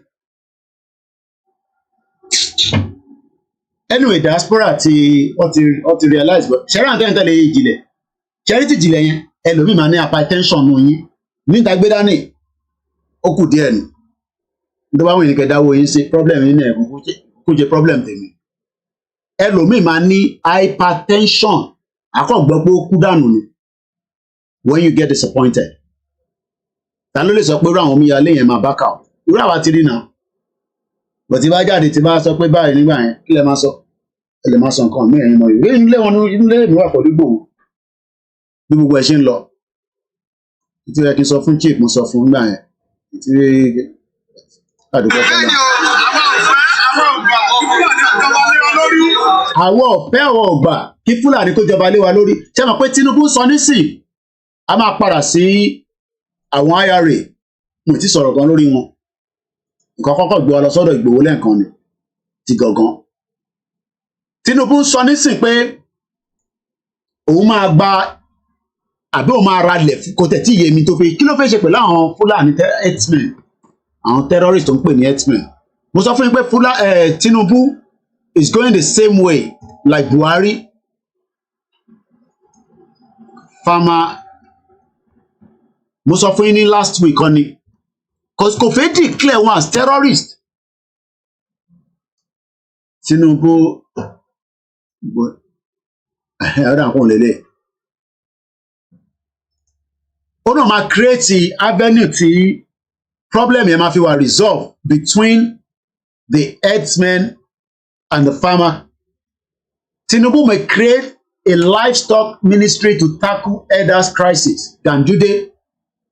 President Bola Tinubu has recommended to establish a dedicated ministry for the livestock. Grass ẹgbẹ́lé mi ló ń gé lọ́rùn yẹn nísìnyí tẹ́ ń gbọ́ tó ń tọ́tọ́tọ́tọ́ yẹn. Torí pé ọ̀fẹ́ ká fẹ́ environment tó dọ̀tí. President Bola Tinubu has recommended to establish a dedicated ministry for the livestock to address the persistent conflict between the herders and farmers to modernize and enhance livestock production in Nigeria. We want something like that. Tó bá rí ṣe délẹ̀, till the next government bá dé, ṣọ́mà lè continue. Nobody can answer that. This is what our king and politician, Alan Conde response to video this is what our kings and politicians are saying. That is why they send Jezebel Onitiri to disturb the movement. Mo kí bàbá wa Adeosun Timothy. Àwọn tó ń ṣiṣẹ́ àgbẹ̀ nìyẹn, wọ́n rí support, wọ́n rí help. Àwọn tó wà honest tó ń ṣiṣẹ́ nǹkan ọ̀gbìn tó ń ṣe. Gbàtà ọba dẹ̀ ti ní help látọ̀dọ̀ government kí la fi ṣe sí báyìí. Mo lè ti sọ fún wọn. Bí gbàtà náà bẹ̀rẹ̀ Yorùbá nation ni, ó tó di pé àwọn èèyàn bẹ̀rẹ̀ sí ń gbọ́ díẹ̀. Iṣẹ́ nǹkan ọ̀gbìn tẹ́ gbé dání yẹn, bàbá wa Timothy Adeosun, ẹ má give up. Lóòótọ́ kò sí bí wọ́n ṣe fi ṣe farming tó bá ti ní support, ó máa wà stressful, but ẹ má give up. Ó kù díẹ̀ náà ni. So, how many hours mo ti ṣe nísìnyí? Ṣé mo fẹ́ padà wá lálẹ́? Àti fẹ́ ṣe 3 hours. So, kákọ̀ jáde kúrò nínú screen yẹn. Ṣé mo fẹ́ kó ju 3 hours lọ? Kò máa tún fẹ́ padà wá later. Láti tó wá jẹ́ ká tó wá sọ̀rọ̀. So gbogbo ẹ̀yin èèyàn wa tí wọ́n bá ń béèrè pé Yorùbá nation tẹ́ ń pariwo yìí.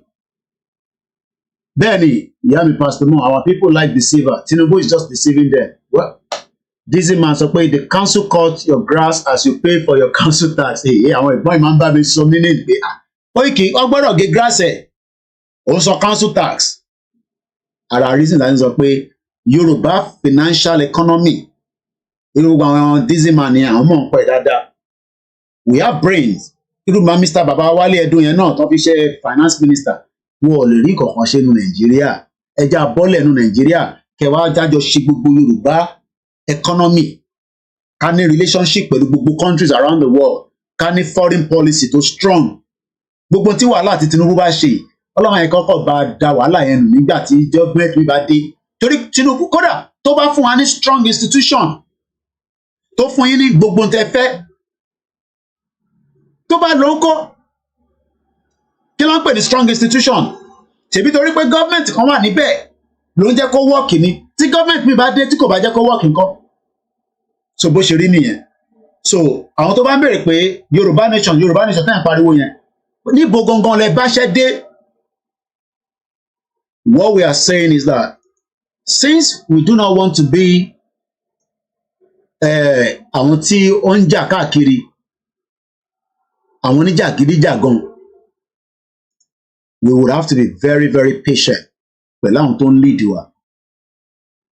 Kódà bí Tinubu bá ní òun máa fún wa ní Yorùbá nation, just for argument's sake, it might be a process that might take 2-3 years. I don't know. I'm just saying. Because before kó tó fún àwọn UK ní access pé ẹ wá vote fún exit of EU, either yes or no, there was a lot of dialogue, lot of things where, olúkálùkù ló ń present ara ẹ̀ ní campaign lọ́gán nígbà yẹn. Abẹ́tí gbàgbé ní ẹ̀yin tẹ́ wà ní UK.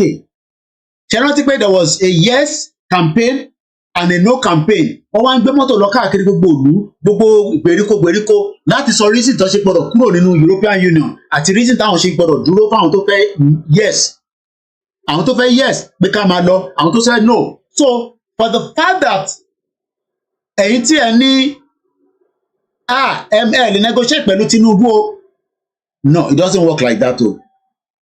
Diplomacy is to work with the. Ṣé báwo ni Simon Ekpa kọ lẹ́tà sáwọn European Parliament nísìn? Wọ́n sọ pé no, lọ bá government ẹ sọ̀rọ̀. Simon Ekpa dẹ̀ ní òun tí ń bá government sọ̀rọ̀, government ò fi bá wọn sọ̀rọ̀. Kí ló ṣe? They are going through another route, wotowoto. Àwa sì ṣe kí ni? Ọmọlúàbí former, ọmọlúàbí ni wá, ọmọlúàbí náà la máa jẹ́. But kò sí wàhálà kankan tí Tinubu bá ṣe. Koiki is not for Yoruba nation, forget it. Our grandma ní Koiki. Má tọrọ ẹ jẹ jàre. Tinubu is not for Yoruba nation. Dizzy man sọ pé many are under the watch of the United Nations for whether or not they are upholding the United Nations Sustainable Development Goal. Nigeria promised to be sustainable goal by 2030. So Tinubu has a lot of work to do. In fact, Nigeria before 2030 anyway. But something will lead to something before the country will fall apart. Èmi àbúrò yín náà ni o. Ẹ jẹ́ kí n take short break. Kí n lọ relax. But mo promise yín, màá gbìyànjú láti wá ní even tó bá tẹ̀lé pa máa tètè bẹ̀rẹ̀ bí i 7-8. Àkókò ti wà ní weekend. So kò sí pé mò ń disturb àwọn nílé. So a jọ ṣe fàájì nígbà tí bá padà wá. Ọba Elédùmarè a bá ń dúró ti gbogbo àwọn ọba ilẹ̀ Yorùbá. Àwọn ọba wa Ìgbòho ti ní àní láti sọ̀rọ̀ sí gbogbo ìran lẹ́mọ dè ní fò. Ẹ bá wa ṣe dè ní fò. Mo kí gbogbo ẹ̀yin ìyá wa, ẹ̀yin sisters mi, ẹ̀yin aunties mi níbikíbi tẹ́ bá wà. Mo sọ fún yín pé ẹni mídíà tó dáa.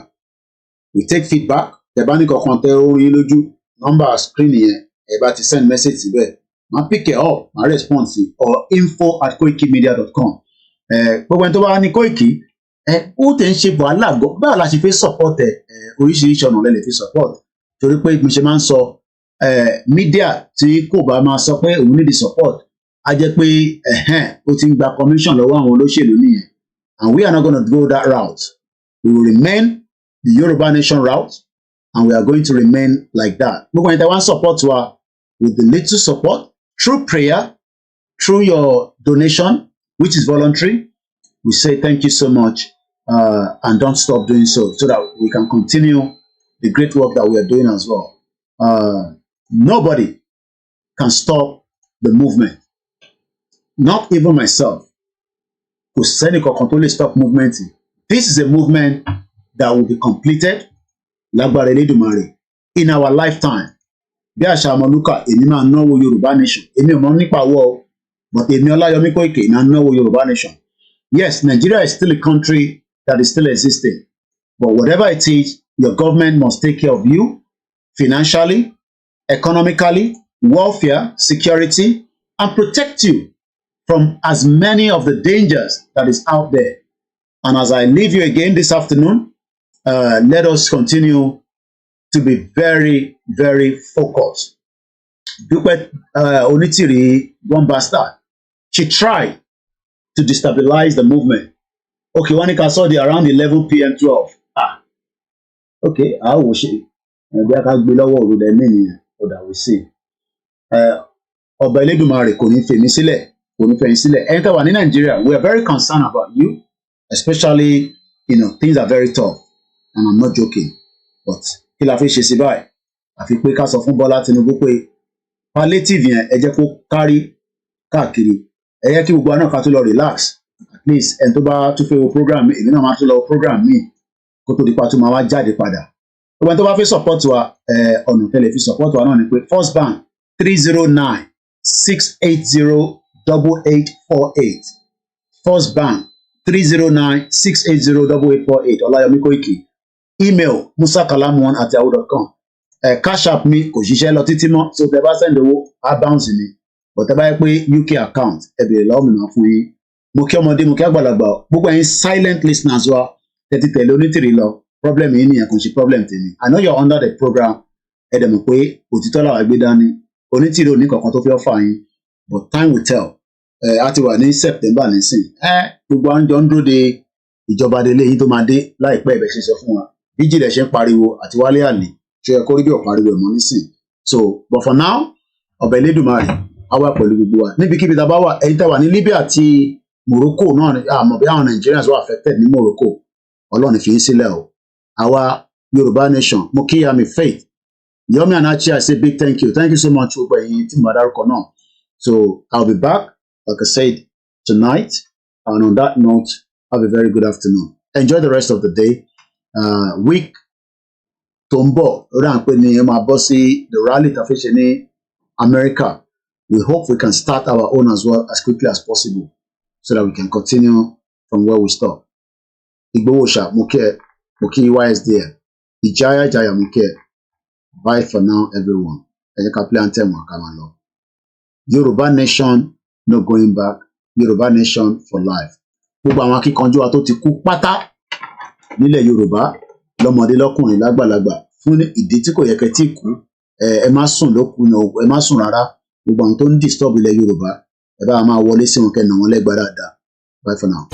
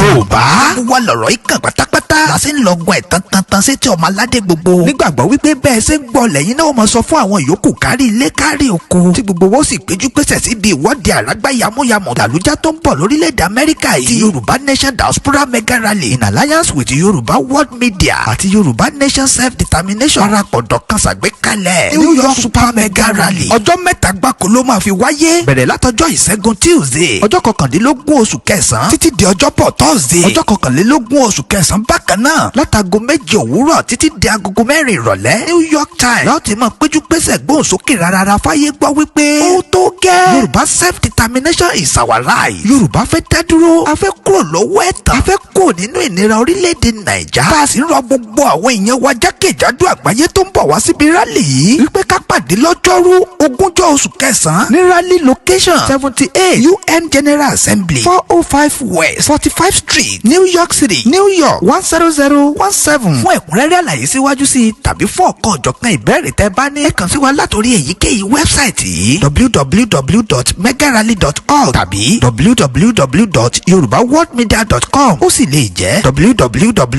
www.ysdm.org bákan náà ni ẹ lè pè tàbí kẹ́ fi àtẹ̀jíṣẹ́ sọwọ́ sí Prophet Ayọ̀délé Ológunlolúwa lórí +1 803 846 1116 Mrs Jùmọ̀kẹ́ Ògúnlẹ́yẹ lórí +1 347 703 7819 Dr Sabi lórí +447 440 715 542 Mr Gani Alágbàlá lórí +1 713 875 3339 koikimedia lórí +447 594 050 979 Ìyálóde YSDM lórí +447 442 177 677 Mr Abiodun Òjó lórí +1 347 301 8360. ẹ má gbàgbé wípé a fẹ́ kí gbogbo ènìyàn tó bọ̀ lágbàáyé ti wà ní sẹpẹ́sẹpẹ́ ní venue lọ́jọ́ Wednesday 20 oṣù kẹsàn-án lọ́jọ́ tó jẹ́ D-Day gan láti sọ fún gbogbo ayé wípé ó tó gẹ́. sọ̀rọ̀ sókè lọ́dẹ̀ yóò fòmìnira wa. tiwantiwa kò ní lè parun àṣà Yorùbá ò lè gbọ́dọ̀ parun YNFF Board of Trustees náṣọ nípa wa ò ìdíje àṣà wa. bẹ́ẹ̀ni àṣà àtìṣe wa ò ní parun láíláí ìdí nìyí tí YNFF Board of Trustees ṣe ń ṣonígbọ̀wọ́ eré ìdíje àṣà àtìṣe Yorùbá nípínlẹ̀ 8 ìpínlẹ̀ Kogi Kwara Èkó Ọ̀ṣun Oǹdó Èkìtì Ọ̀yọ́ àti ìpínlẹ̀ Ògùn láwọn ìpínlẹ̀ tídíje bíi ayò ọlọ́pọ́n ìjàkadì ijó ìbílẹ̀ ìdíje ẹwà àti bẹ́ẹ̀ bẹ́ẹ̀ lọ yóò ti máa wáyé ọ̀sẹ̀ kẹta nínú oṣù kẹsàn-án nìdíje ẹlẹ́kùnjẹkùn yóò máa wáyé àwọn tó bá gbégbá orókè ló pegedé fún àṣekágbá nínú oṣù kẹwàá ẹni sọ lẹ́nu sàpò ìyàkọ́ odò tó bá gbàgbé orísun ṣetán láti parun ni ẹ̀já àjọ gbárùkù tìdíje àṣà àtìṣe ilẹ̀ Yorùbá tẹlẹ́kùnjẹkùn yìí fún ẹ̀kúnrẹ́rẹ́ àlàyé tàbí ẹ fẹ́ ṣonígbọ̀wọ́ tàbólùrànlọ́wọ́ ẹ lè kàn sí Mr Olú lórí +44 73 93 15 98 82 tàbí T-Best lórí +2348 16 04 95 979 Mr Wasiu Aina +134 7500 9472 Ajia Queen Ara +44 7946 +23483133160 Mrs Roslyn +14169922189. aṣọ ìbílẹ̀ nìkan la yàn láàyò níbi àwọn ìdíje wọ̀nyí. ìdíje àṣà àti ìṣe ilẹ̀ Yorùbá ẹlẹ́kùnjẹkùn ọdún 2023 YNFF Board of Trustees ló ní àṣà àti ìṣe wa ò ní parun láéláé. wọ́n ní pé ènìyàn ṣe bí Ọlọ́run ọba wọ́n ní kò lè possible àmọ́ wẹ́rẹ́wẹ́rẹ́ bàbá bá mi ṣe wọ́n ní bí ó sì àwọn wípé kò lè possible ọ̀rọ̀ òṣì wẹ́rẹ́wẹ́rẹ́ o bàbá bá mi ṣe wọ́n ní kò sáyé lọ.